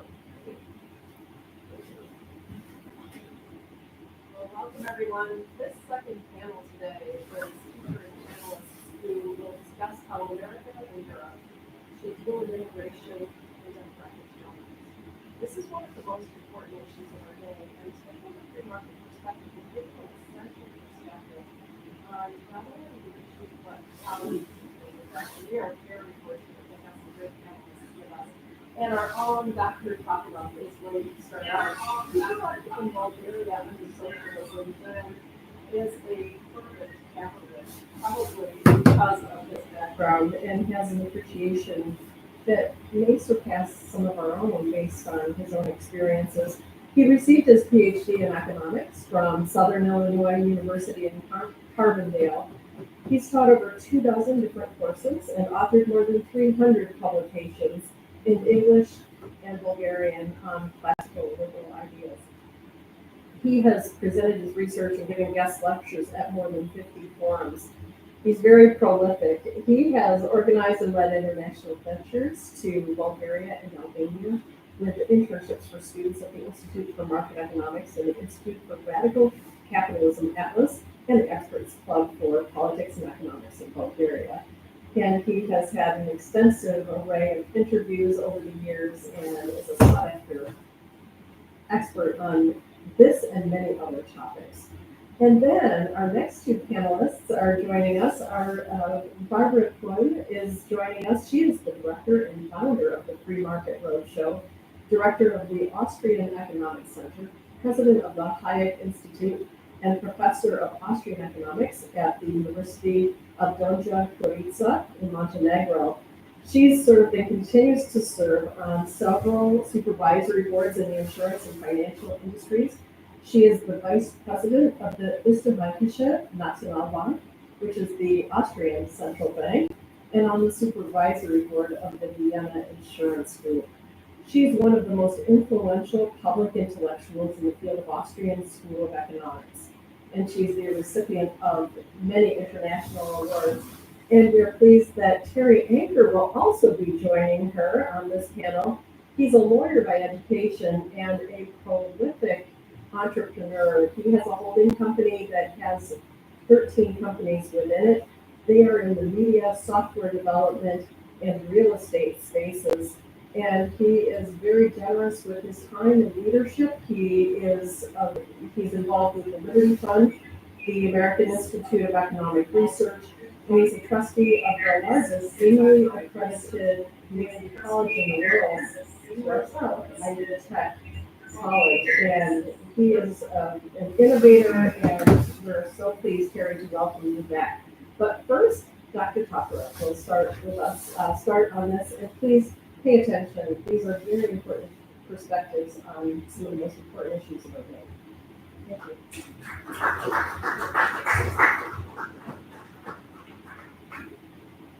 you. Brussels, Sarajevo, Amsterdam, Paris, Sevilla, Saragossa, Madrid, Chisinau, Munich, Detroit, Houston, Dallas. This is where the Free Market Roadshow was. So far, tomorrow they're heading to Washington, D.C. From there to Manchester, Florence, Tuzla, Stockholm, Tallinn, Yashi, Bucharest, Prague, Cluj, Warsaw, Podgorica, Belgrade, Ljubljana, Zagreb, Skopje, Blagoevgrad, the American University in Bulgaria, Bratislava, Lisbon, Kiev, Vienna, Budapest, ending in London. Sandwiched between all these great cities of the world is the event today in Midland, Michigan, on our beautiful campus at Northwood University. My job today is to talk about immigration. And as a libertarian, politically libertarian, what I found the most interesting would be to give you the minority report. When you hear libertarian, you probably think open borders, right? Okay, well, this is a different kind of presentation. The purpose of it is to slaughter and barbecue the sacred cow of democracy. We do so with the help of Hopper's comparative analysis of immigration policies before and after World War I. We also present a vision of an alternative system, a system of ordered liberty that respects human rights, preventing both forced exclusions and integrations. We're going to show you the cow. Why would you favor open borders? Well, one common reason, of course, is efficiency. And we just heard from the previous panel that efficiency, boils down to serving the needs of your customers, meeting human needs. Businesses, of course, exist to what? As Friedman said, maximize the return on the investment of the shareholders. So they seek profits. How do they do so? They do it by cutting costs. So they go to low-wage areas. Workers, what about us? Well, we seek better lives, and so we try to move to high-wage areas, as I did myself, moving from Bulgaria to the United States. This process leads to more optimal allocation of capital. For the United States and the European Union, an influx of migrants may lower the nominal wage rates. However, output of goods and services will also increase. You've all taken, I assume, some microeconomics, so you understand what happens here: higher supply, lower prices, and thus real incomes may rise. More wealth improves our well-being.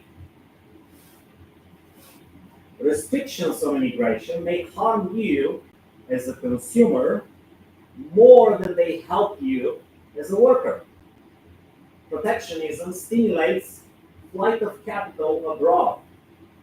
This also lowers your wage rate, while at the same time leading to misallocation of capital.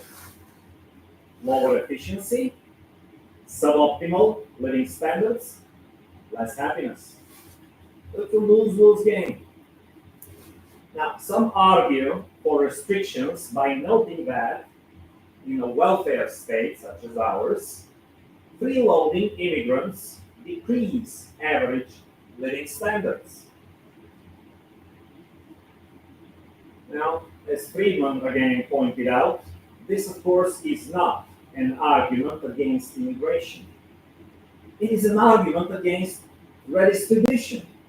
And yes, LBJ's welfare state, in an Orwellian way dubbed the Great Society, it must be destroyed. Proposals for and against immigration restrictions, must be evaluated on their own merit. Now, I'm sure that some of you have already figured out that I was misleading you. I was equating wealth with well-being. Material wealth is important, yet it is not the only thing that we value. Real incomes may rise due to immigration. It does not follow that immigration is good. Like me, you may prefer the lower living standards in a small Midwestern town, far away from the kind of progressivists who live in LA or Chicago or New York City, over higher living standards and a smaller distance to them.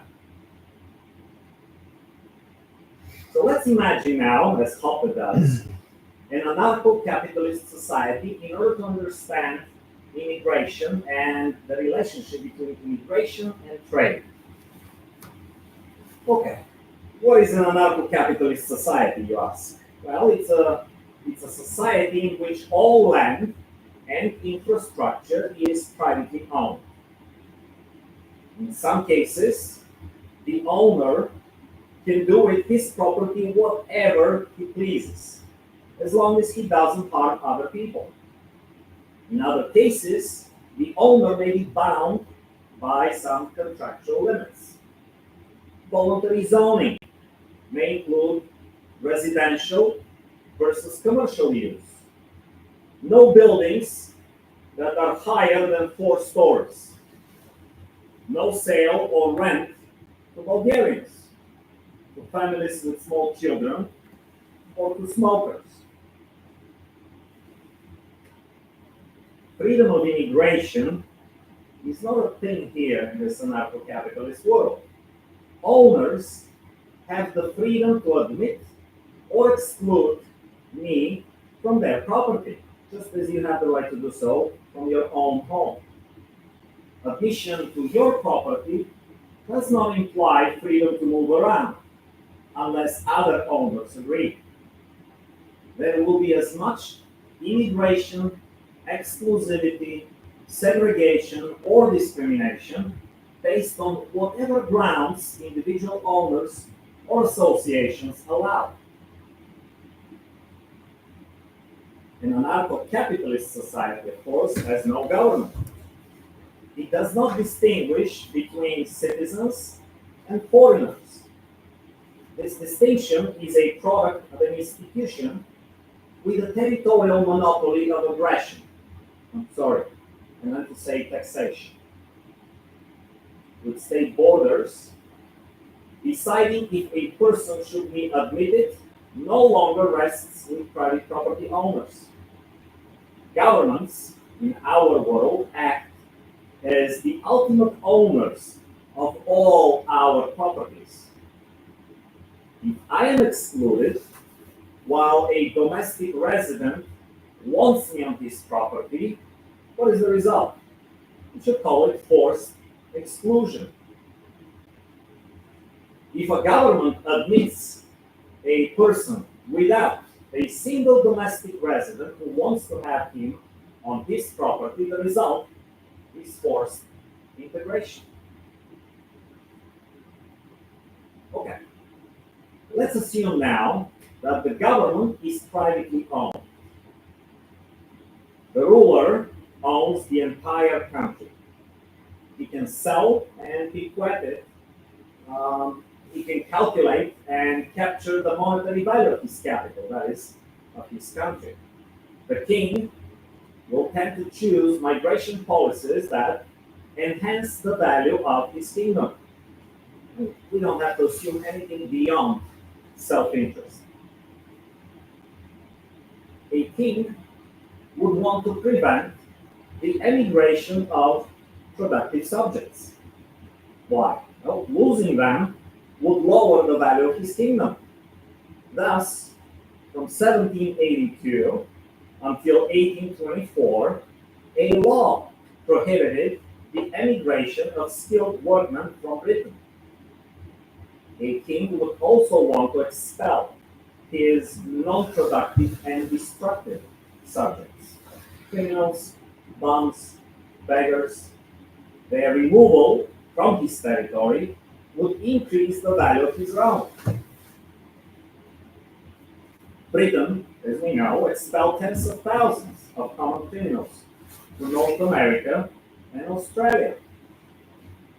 As far as immigration policy is concerned, a king would want to keep people of inferior productive capabilities out.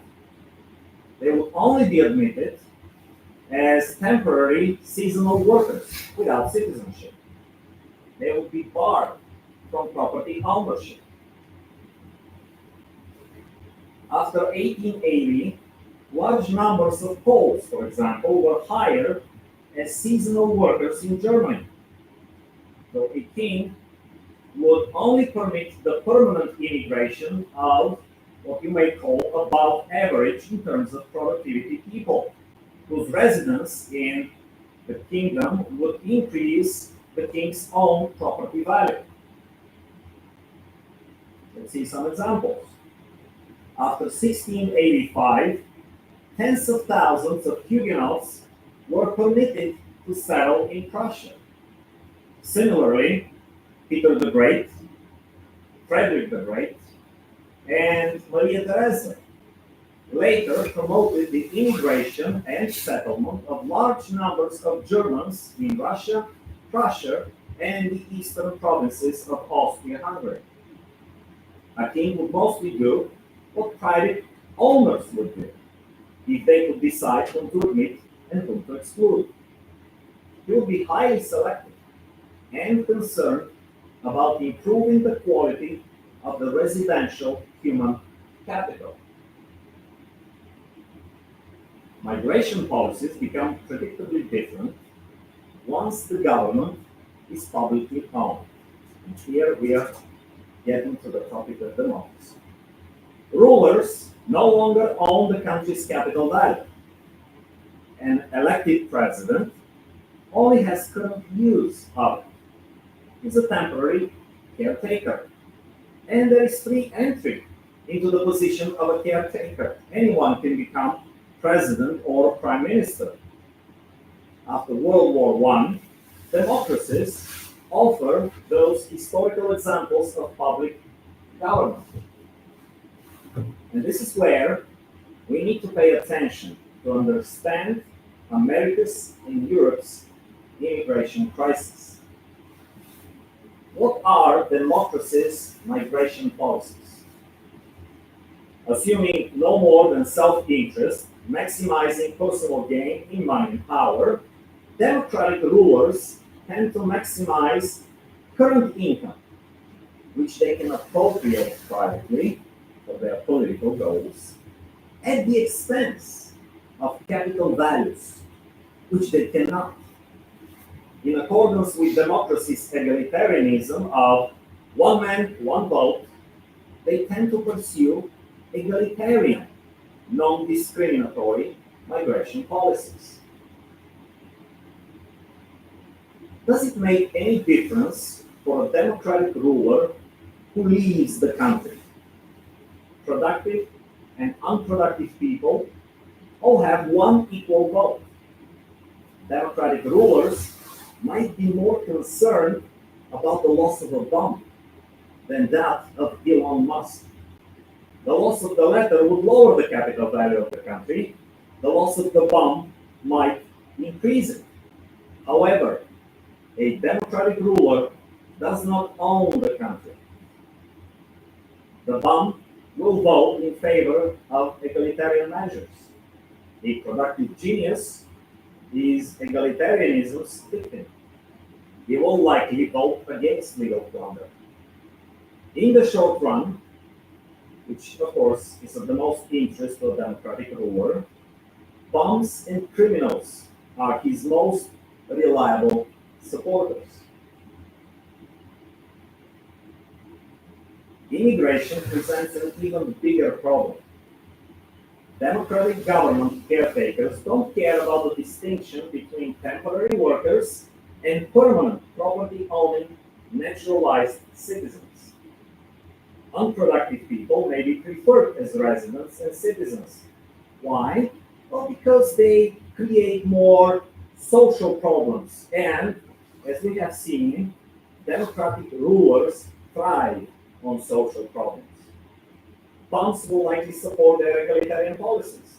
Geniuses will oppose them. The result of this policy, the forcing of masses of inferior, again in terms of productivity, immigrants onto domestic property owners. If the decision were left to the owners, they would have discriminated and chosen very different neighbors. As an example, the United States immigration laws of 1965 eliminated previous quality concerns and the preference that the United States had for Western European immigrants. Democracy replaced them with a policy of non-discrimination, also known as multiculturalism. Non-discrimination laws increase the physical access to everyone's property. Legislation in the United States outlawed domestic discrimination based on color, race, national origin, religion, gender, age, sexual orientation, disability, and so many other criteria.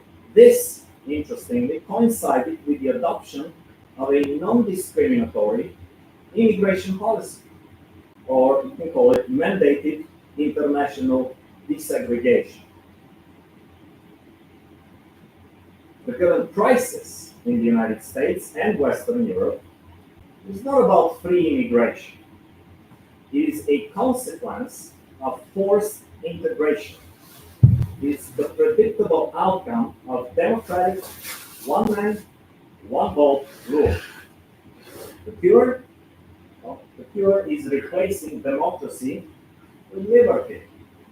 More specifically, the power to admit or exclude should be stripped from the hands of the central government in the United States and the European Union. It must be reassigned to the states, provinces, cities, towns, villages, residential districts, and ultimately, of course, to private property owners and their voluntary associations. The means to achieve this goal are decentralization and secession, just as the United Kingdom seceded from the European Union. Much of the social strife currently caused by forced integration would disappear if towns and villages could do what they did back in the 19th century, for example. They could post signs regarding entrance requirements and, once in town, for entering specific properties. They could expel trespassers who do not fulfill the requirements. They could solve the naturalization question along the Swiss model, where local assemblies, not the central government, determine who can and who cannot become a Swiss citizen. We must put pressure on our public servants to distinguish between naturalized immigrants and resident aliens. So as a first step, we should exclude the latter from all welfare entitlements. We must require next the personal sponsorship by a resident citizen and his assumption of liability for all property damage caused by the immigrant. Next comes requiring an existing employment contract with the citizen. All immigrants must demonstrate English language proficiency, intellectual performance, and good character, as well as a compatible system of values. Okay, the most interesting part of this presentation has to do, as I said, with trade. Now, some people, in fact, the majority of the libertarians, mistakenly claim that free trade relates to free immigration, as does protectionism to restricted immigration. As we'll see today, that free trade and restricted immigration are perfectly consistent and mutually reinforcing. Let's find out if the case for immigration restrictions can be combined with free trade policies. Even the most restrictive immigration policy has nothing to do with a rejection of free trade.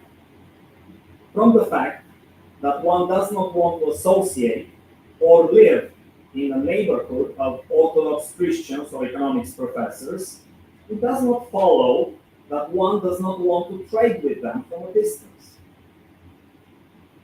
The relationship between trade and migration is one of substitutability. The more you have of one, the less you need the other. If Mexican products, for example, can enter the United States, incentive for Mexican people to move is reduced. If America engages in protectionist policies against products of low-wage areas, such as those in Mexico, and also in welfare policies at home, well, of course, immigration pressures will be high. Here's where most people get confused. Trade and immigration are different in one fundamental way. I can migrate from one place to another without anyone else wanting me to do so. Goods and services cannot be shipped unless both sender and receiver agree. Free trade thus means trade by invitation. Restricted trade does not mean protection from uninvited goods or services. It's a violation of the right of private households and firms to extend or deny invitations to their own property. Restricted immigration means protection from unwanted invasion and forced integration. If I advocate free trade and restricted immigration, I follow the same principle. Both require invitation for people, goods, and services. So the principle in both cases is voluntary mutual consent. The free trade proponent who supports free immigration is therefore intellectually dishonest or inconsistent. Free trade and markets mean that property owners may receive or send goods without government interference. The government's sole function is that of maintaining the trading process by protecting citizens and their property. However, with respect to the movement of people, the same government will have to do more to fulfill its protective function than merely to permit events to take their own course. People, unlike products, possess a will and can migrate. Population movements, unlike product shipments, are not per se mutually beneficial. They are not always the result of an agreement between receiver and sender. There can be shipments, immigrants, without willing domestic recipients. In this case, immigration should be called what it is: invasion. A government's basic protective function would include the expulsion of foreign invaders. Immigrants must be subject to the same requirement as imports. A government cannot admit uninvited immigrants. All high-wage areas, we have governments that presently restrict immigration in some way. It took me 17 years to become an American citizen. However, the restrictions in the United States and in Switzerland, which I referred to already, are quite different. So the question for me as a libertarian is which of those types of systems, which restrictions is a free marketeer like me logically compelled to support? And the guiding principle follows from the insight that to be free in the same sense as trade is free, immigration must be invited. The reason for using the model of anarcho-capitalism is not so much to convince you that we can get there somehow. I don't think so, and even most anarcho-capitalists would admit that they don't see exactly how we can transform what we have now into a purely private, voluntary society. The reason for using the anarcho-capitalist society is that no such thing as forced integration or uninvited migration is possible within its framework. No difference between the movement of goods and migration of people exists. Every movement and migration happen by voluntary mutual consent. Now, you may reject the anarcho-capitalist model. Again, my purpose here is not to convince you that it's possible. But what we cannot avoid is seeing that a government's immigration policy would have to be if it derived its legitimacy from the sovereignty of the people. It has to follow the anarcho-capitalist model. A popular government's primary task is the protection of its citizens and their property. It must preserve the no-forced integration feature of anarcho-capitalism. With the institution of government comes the institution of public property. We talk about collective ownership by all domestic residents, controlled and administered, of course, by the government. The larger the amount of public government ownership, the larger the problem of forced integration. Now, consider a type of society as the one where I grew up. Think of the Soviet Union, the former Soviet Union, or my country, Bulgaria, before 1989, which, as some of you may know, was sold to Stalin by FDR. All factors of production, including land and natural resources, are publicly owned under socialism.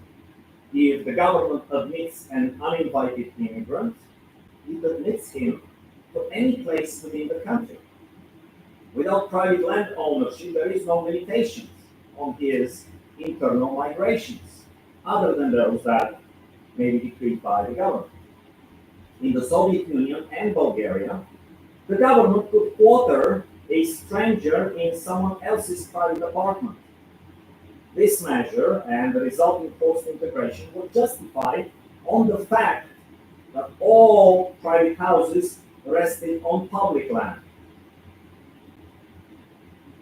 Now, socialist countries, of course, are not high-wage areas. Their problem is not immigration, but emigration. Socialist countries must sooner or later prohibit emigration and kill people for trying to leave, or they will be left with no people to plunder. Capitalist countries, such as the United States, are favorite immigration destinations.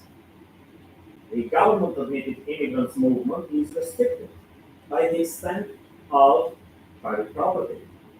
Yet by proceeding on public roads with public transportation and by staying on public land and in public buildings, an immigrant can cross every domestic resident's path. He can move into most neighborhoods, though perhaps not Martha's Vineyard. The smaller the quantity of public property, the less likely this will occur. But as long as any public property exists, it cannot be avoided. A government can safeguard its citizens and their property in two ways: corrective and preventive. The corrective method ameliorates the effects of forced integration once the invaders are here. The government must reduce the quantity of public property as much as possible. It should enforce a private property owner's right to admit and exclude others from his property. Instead, you may have noticed how governments in some states, some cities, take the side of squatters. The more completely this corrective measure is carried out, the smaller will be the need for protective measures such as border defense. Why is the cost of protecting our southern border so high? Well, we can't stop these millions of invaders at a low cost because for long stretches there is no private property on the American side. The government must check all arriving persons for a valid invitation by a domestic property owner. We don't do that. What are those invitations? Well, invitations are, of course, just a contract between a private domestic recipient, whether it's residential or commercial, it doesn't matter, and the arriving person. The inviting party can only dispose of his own private property. The immigrant will be excluded from all welfare. The receiving party must assume legal responsibility for the actions of his invitee for the duration of his stay. The inviter is now liable to the full extent of his property for any crimes by the invitee against the third party. Well, it's just like parents here currently under the law who are held accountable for crimes committed by their offspring, as long as these are members of the parental household. The inviters will have to carry liability insurance for their guests. Now, the invitee may acquire citizenship. The fundamental requirement is the acquisition of residential property. It would be inconsistent with the very idea of invited immigration to award citizenship according to the American territorial principle. This is so rare. I don't even know of another country that does so, whereby a child born to an alien in an American hospital is automatically considered natural-born citizen, automatically acquires U.S. citizenship, as, by the way, both of my kids did. They were born before I became American citizen. As most other high-wage area governments recognize, such a child should acquire the citizenship of his parents. Becoming a citizen means acquiring the right to stay in a country permanently. And a permanent invitation cannot be secured by any means other than purchasing residential property from a citizen resident. Only by selling real estate to a foreigner does a citizen indicate that he agrees to a guest's permanent stay. And only if the immigrant has purchased real estate will he assume a permanent interest in his new country's well-being. This is necessary, but not a sufficient requirement for the acquisition of citizenship. In Switzerland, once again, let's look at what happens in one of the best places to live, a country that is ranked higher than the United States in the English economic freedom. In Switzerland, citizenship may require that the sale of residential property to foreigners be ratified by a majority of, and in some cases by all, of the affected local property owners. The Swiss government does a better job than America in protecting their citizens. It is more difficult to enter Switzerland as an uninvited person. It's more difficult to stay on as an uninvited alien. It is far more difficult for a foreigner to acquire citizenship. Nevertheless, both Switzerland and the United States are pursuing immigration policies that are too permissive. The resulting exposure of the Swiss and American population to forced immigration is further aggravated by the fact that the extent of public property in both countries and other high-wage areas is substantial. Tax-funded welfare programs are high and growing, and foreigners are not excluded. Well, you must have seen what's happening in the news lately. And there are TikTok influencers, invaders, foreign, uninvited, illegal aliens who are advertising ways for other people to come illegally and to obtain money from us, the tax-paying American citizens. Tax-funded, as I said, welfare provisions are a big attractor. Contrary to official pronouncements, also, unfortunately, even adherence to free trade policies is anything but perfect. Accordingly, in Switzerland and the United States and in the European Union, most high-wage areas, popular protests against immigration policies have grown increasingly louder. So to recap, democracy produces natural immigration crisis. The solution is privatization of public property, domestic laissez-faire, international free trade, and restrictive immigration policy. Free trade is inconsistent with free immigration. Consistent with the non-aggression principle, all migration must be subject to the condition of being invited and contractual. Thank you.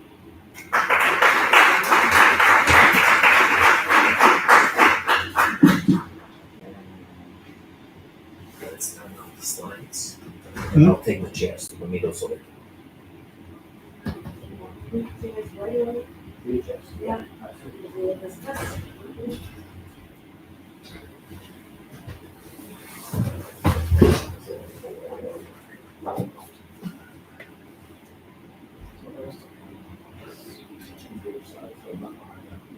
Yeah.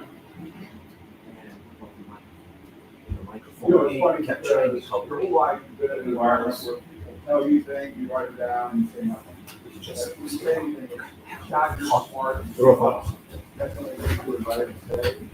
In business, if you sit at my conference table and work for me, and you're not managed to give me some feedback about something, I'd fire you. You know, the notion now is you're moving into adulthood is education and learning becomes something you can exchange in. There's value that you bring to the table, even if you don't have the experience that I do.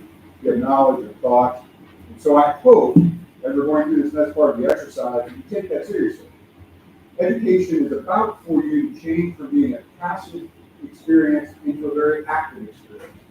When you're sitting at the conference table with me, I really do expect you to say, I don't agree, or this doesn't make sense, or help me understand, and why are we not moving into this market, or this thing makes sense. So be thinking about that as you're sitting here during this next portion. Get out your phone, look up what we say, determine whether it's accurate or not, whether it makes any sense. Ask questions based on that.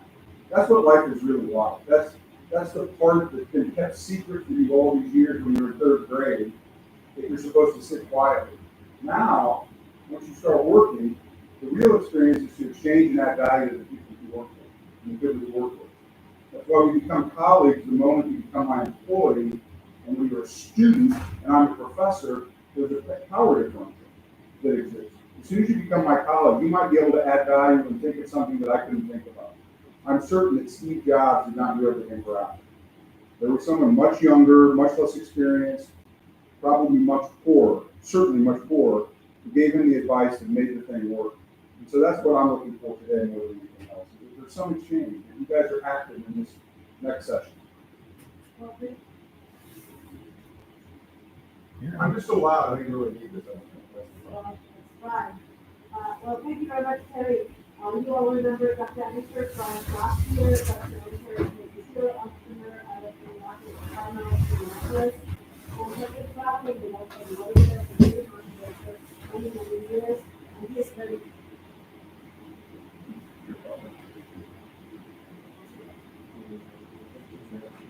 okay, I'll try that. Okay. This works longer. So, and Terry has been traveling with us with the Free Market Roadshow way so long, and we've been, and he has been engaged with students for a very long time. And as he said, as soon as you are being employed, you're the partner of your employee, your employer, then I think partnership is something where you look eye level. And what we have just been hearing about migration and immigration and the problems that arise around it, there is very few ways when migrants and immigrants are on island. And I would like to provide you with a couple of numbers and data. Thank you very much. You do more exercise than we do.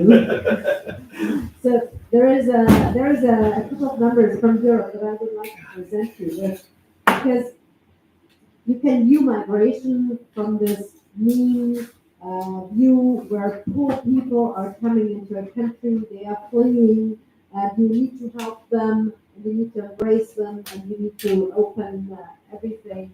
You need to open all coffers and all welfare that, for example, in Europe has been produced, and that you need to hand out, and that you need to help. This is one view of the thing. And then there is the other view that, you have migrants coming into your country, integrating, working hard, becoming a professor at an esteemed university in the United States or in other jobs and contribute to the system.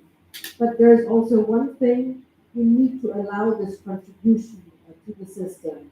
And the critique that I would like to voice now of the European Union and what is happening there is, we on the one hand allowed people, whether it's refugees or migrants, to come into our countries, but we did not allow them to integrate themselves into the system because it takes way too long for registration, for passing all the tests, etc. So if you want to integrate, you'll have a hard job doing that. If you don't want to integrate, then you create a separate universe, a parallel universe to what we have seen in Europe.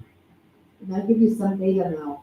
So, and this is all becomes relevant because not only the elections, the European elections that take place June the 9th, or actually from the 8th to the 10th across Europe for the European Parliament, and the so-called center-right parties have risen because they were very critical about migration and who is allowed to come into the respective European countries.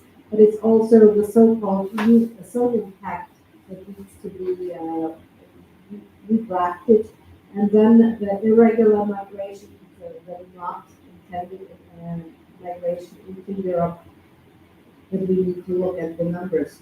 So in 2023, we had like, it's nothing but 380,000 people illegal, irregular crossing the borders and coming into the EU.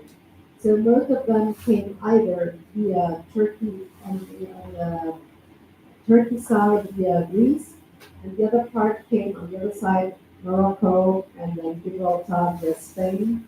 Or the third is crossing the Mediterranean from Tunisia until it's Italy.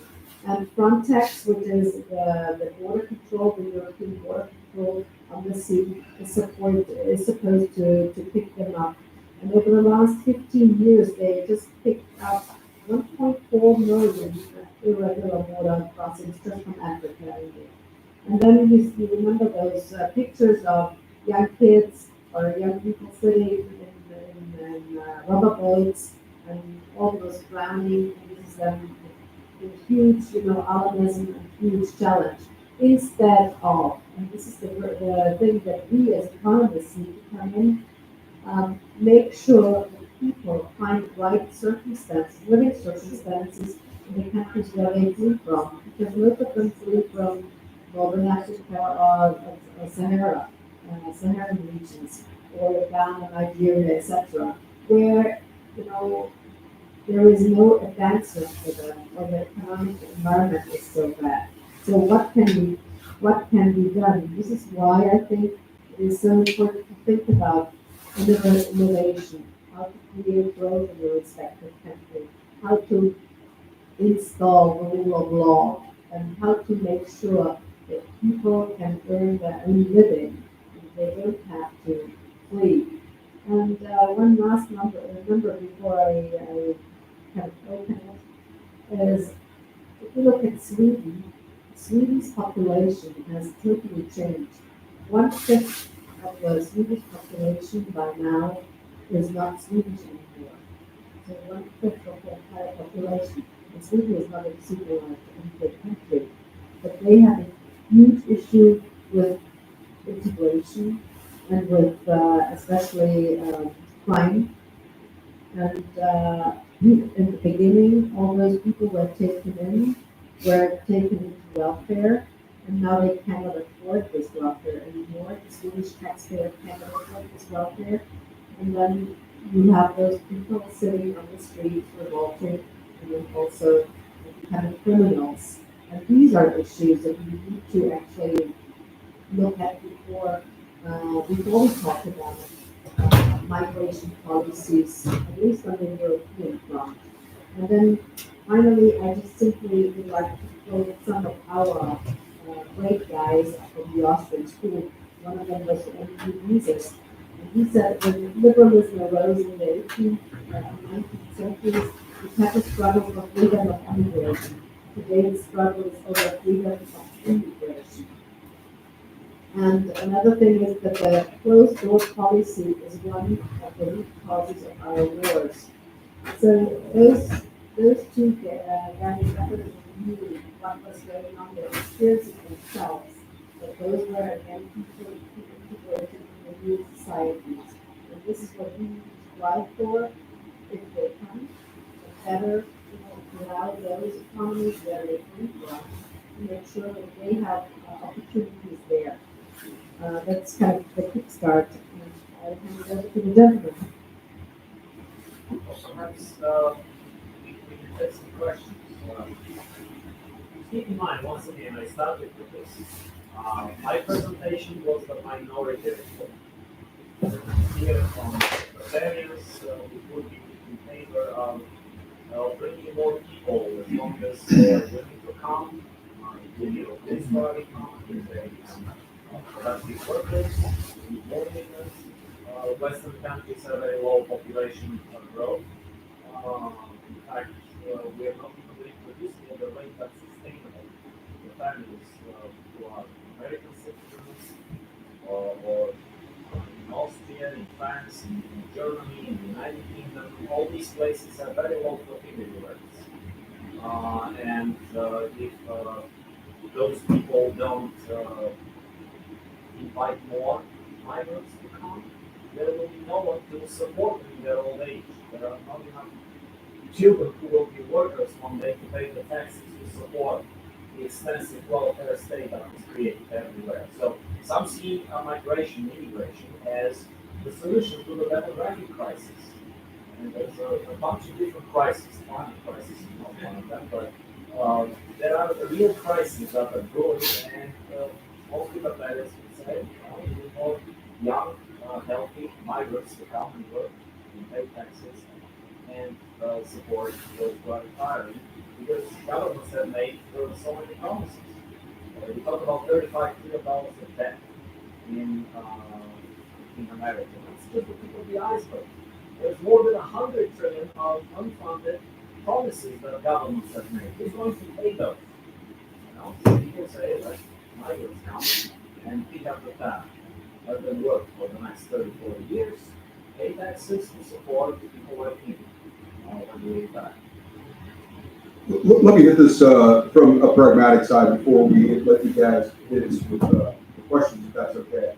So across the companies, we're between 350 and 400 employees right now. Oddly enough, I have 120 employees in Ukraine.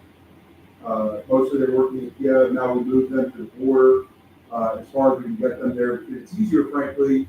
We provided generators for the offices, but we have to smuggle gasoline in so that they can run the generator. So that they get water, electricity. They operate off Skylink. And so it's been interesting. Two things. One, I expected that all these young males at workforce would be immediately drawn into the military.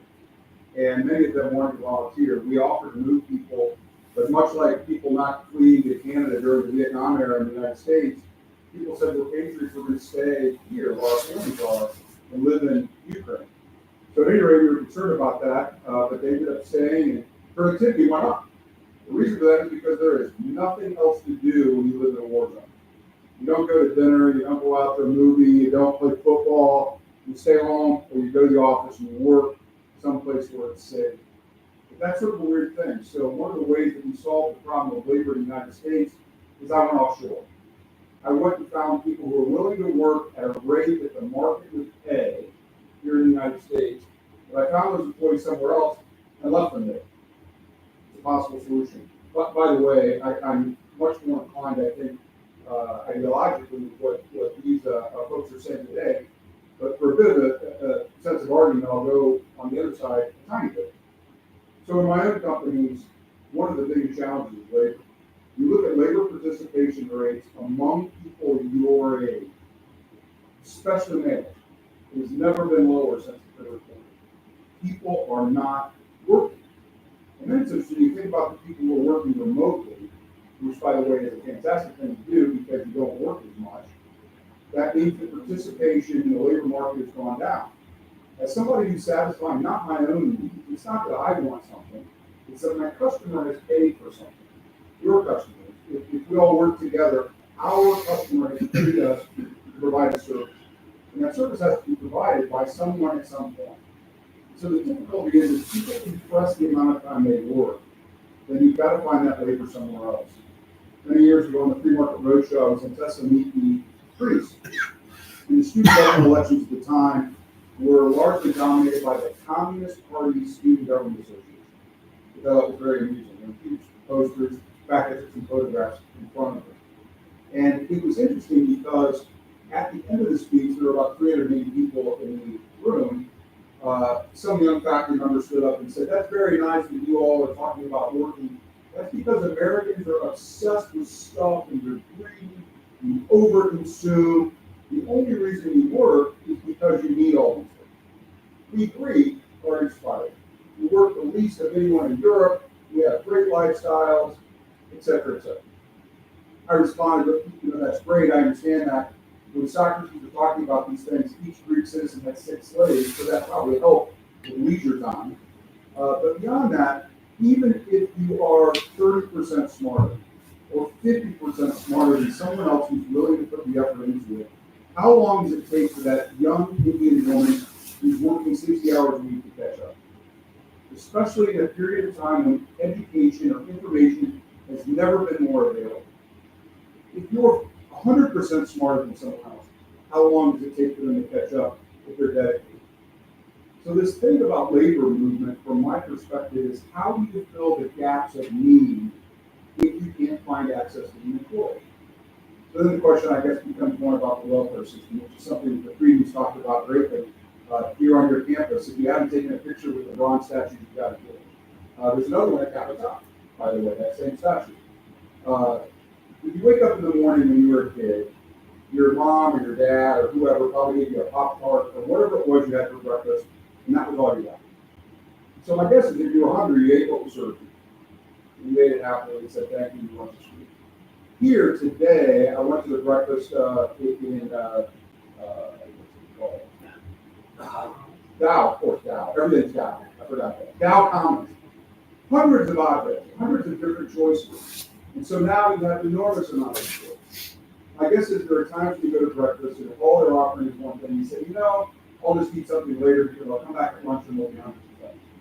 And this is a bit of the problem that we have with the labor market in the United States, is that people have arrived at a point where they're no longer as hungry as they were because there are so many choices.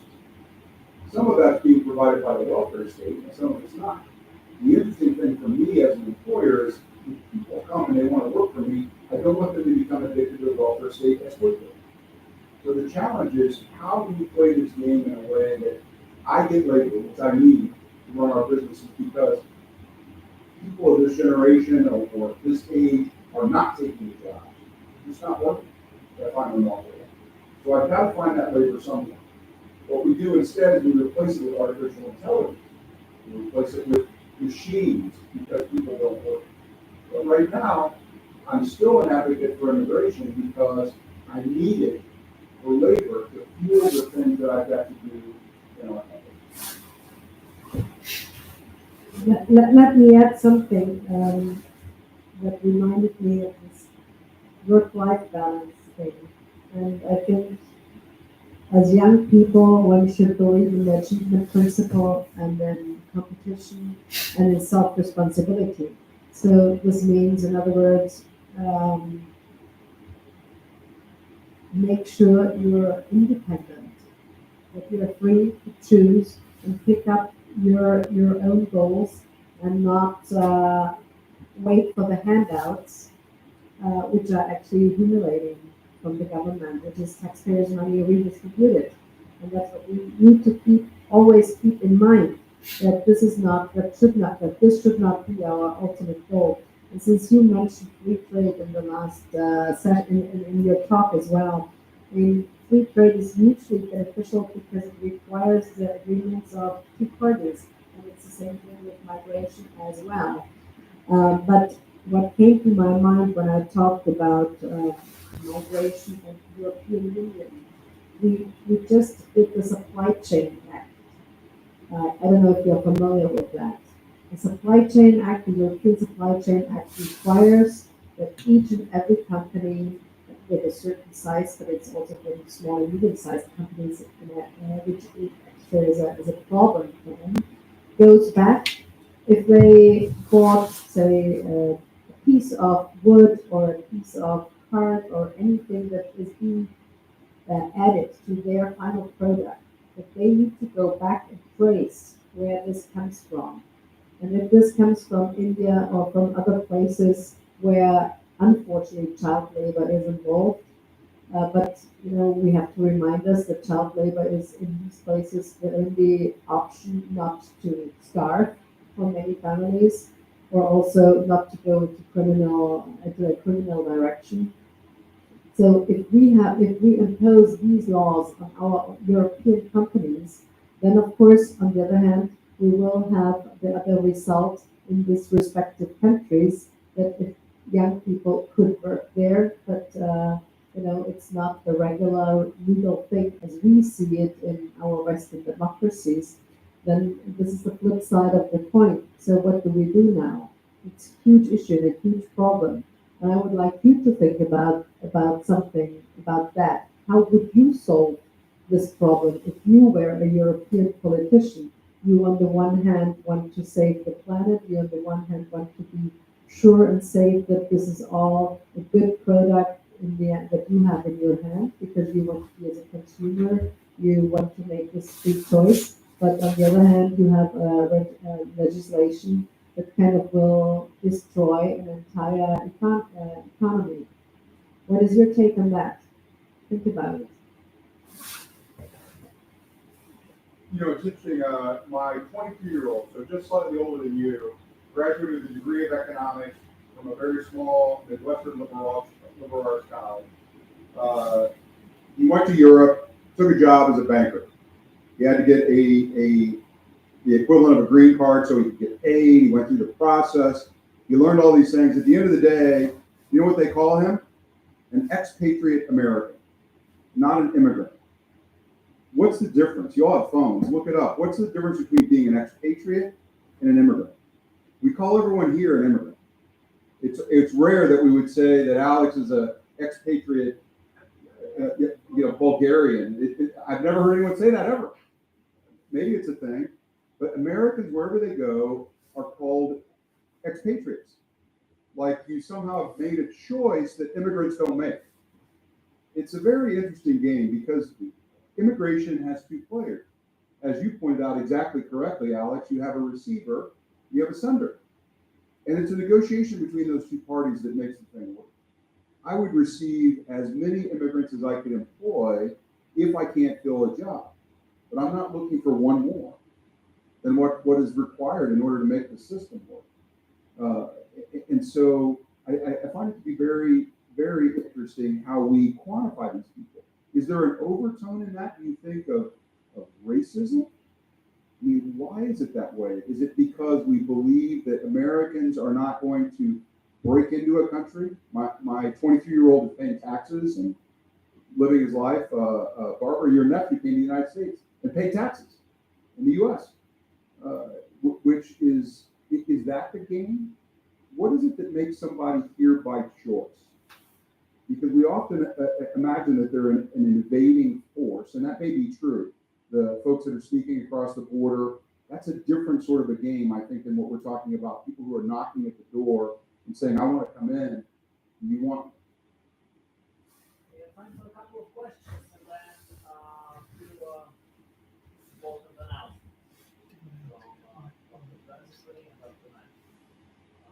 So, any questions? For the second panel?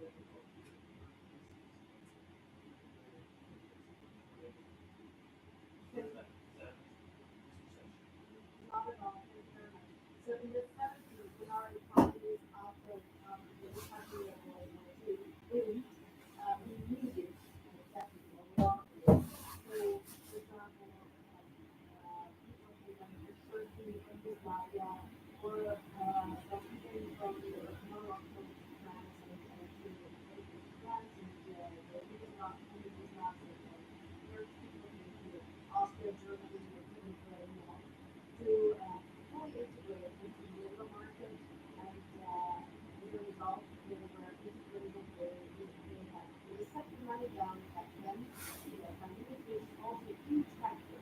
We have to underestimate how much money is being set back with no limits.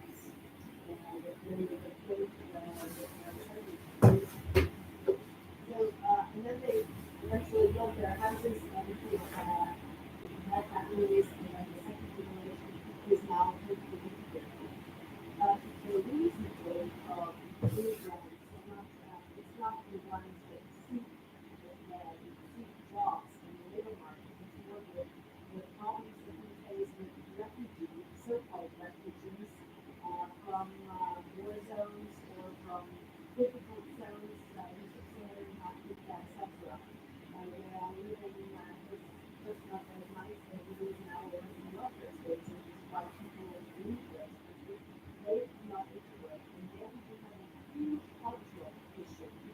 And this is the biggest challenge that we have, because they, on the one hand, think that they are entitled to handouts that are given by our countries to their people, and then they don't want to integrate and work. So it's a thin balance. You cannot force them. On the other hand, few governments there to send them back.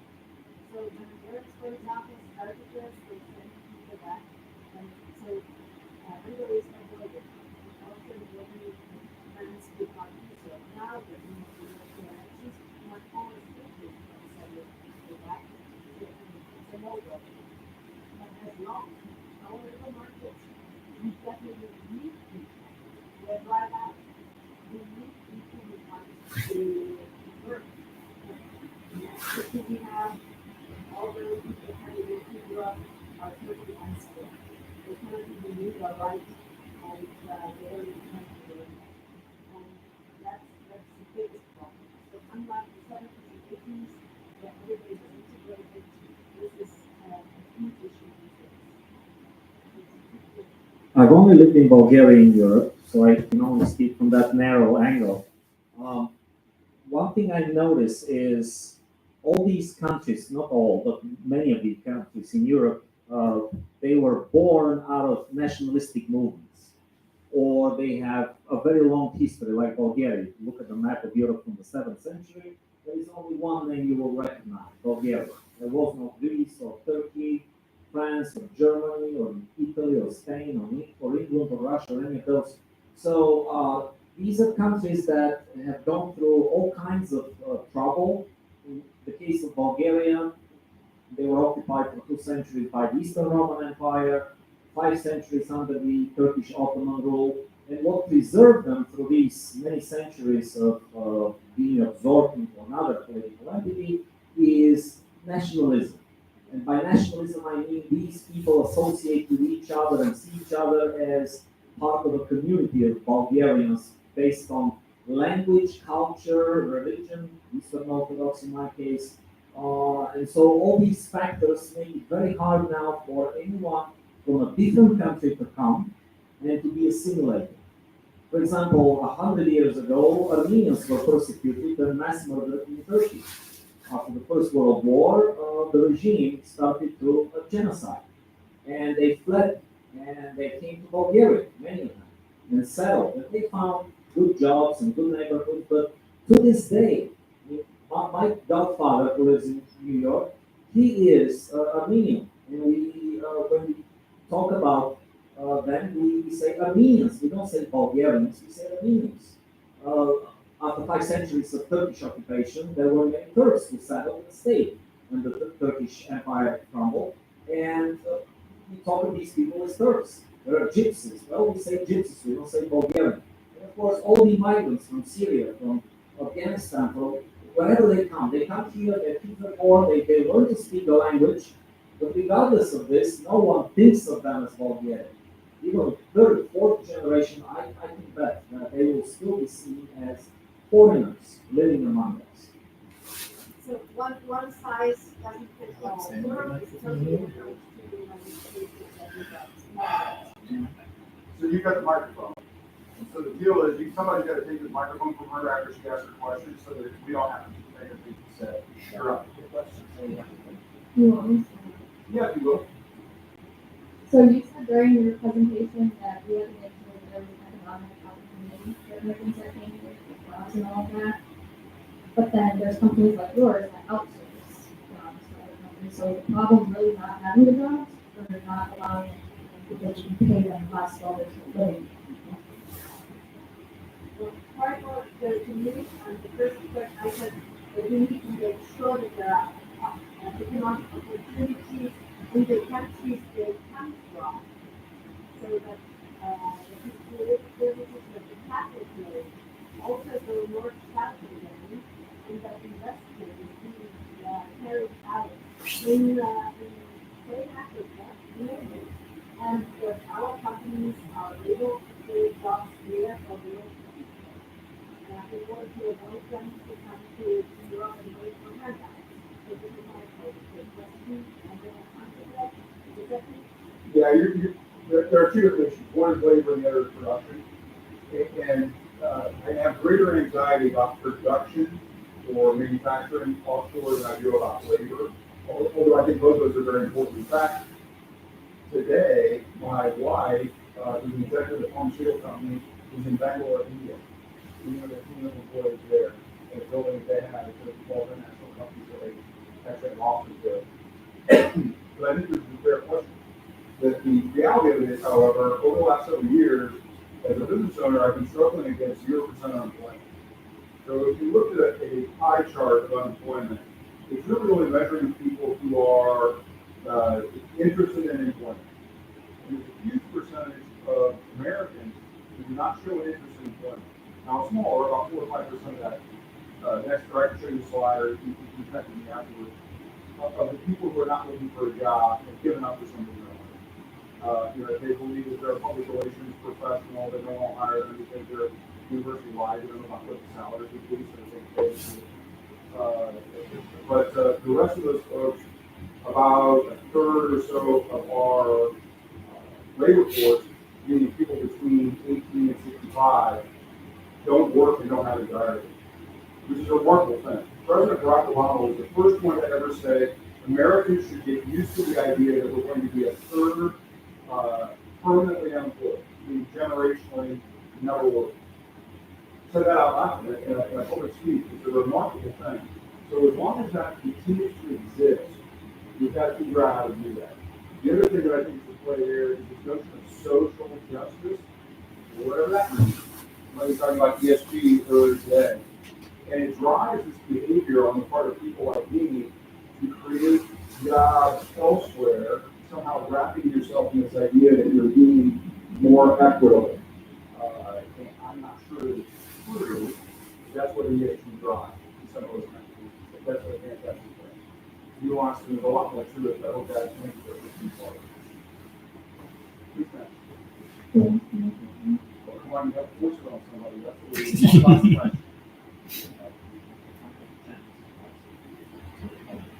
There we go. I'm on to it. My question is for Tokarev and Barbara. You guys mentioned that there are high barriers to legalized entry into the U.S. and often closed doors dissuade legal immigration. Do you think this length of time, energy, and effort for the legal process discourages illegal immigration and encourages illegal immigration? You can shorten this time incentivize illegal immigration.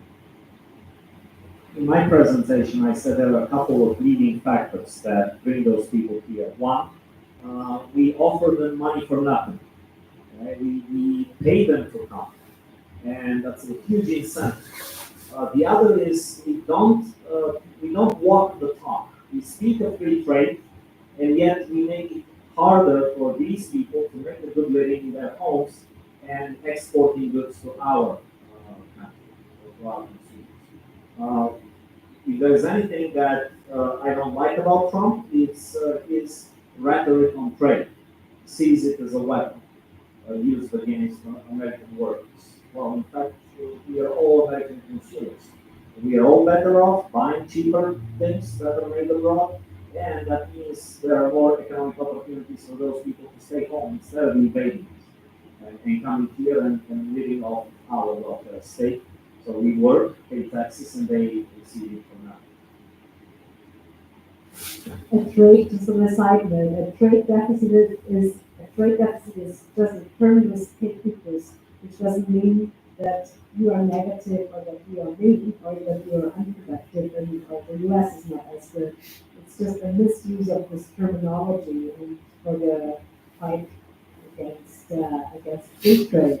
And I would say we don't even have free trade, we have managed trade, and we need to look it up. But to your question, the point is if immigration were as simple, and it can be done, check with individuals, legalize, register them, make sure their background check is okay, and then allow them within a short period of time into the labor market. That would be the ideal version, but we have not done that here. We were even unable with all those migration waves that came in from 2013 onwards to register those people in a correct way. It took like 2 years to get the fingerprint system and the eye screening, etc., etc. And even though the documents that those refugees came up with were not really the real ones, so that everything was fake. And so you start from zero. This is another issue and another problem. But with modern technology, you can pretty fast do it. You can have, as soon as people are registered, say, you want to work? Yes, what can you do? Da, da, da. And go there. And that's it. But if politics doesn't do that, that's a problem. I guess most of you are waiting on your FAFSA forms still, so I'm not sure how government can make it faster. Thank you so much, everybody, for coming and our presenters today. And please stay for a couple of minutes. Professor Matchett, Professor Benson, will give you a couple of quick announcements. Thank you so much. Okay, folks, I know you're ready to take your next lunch.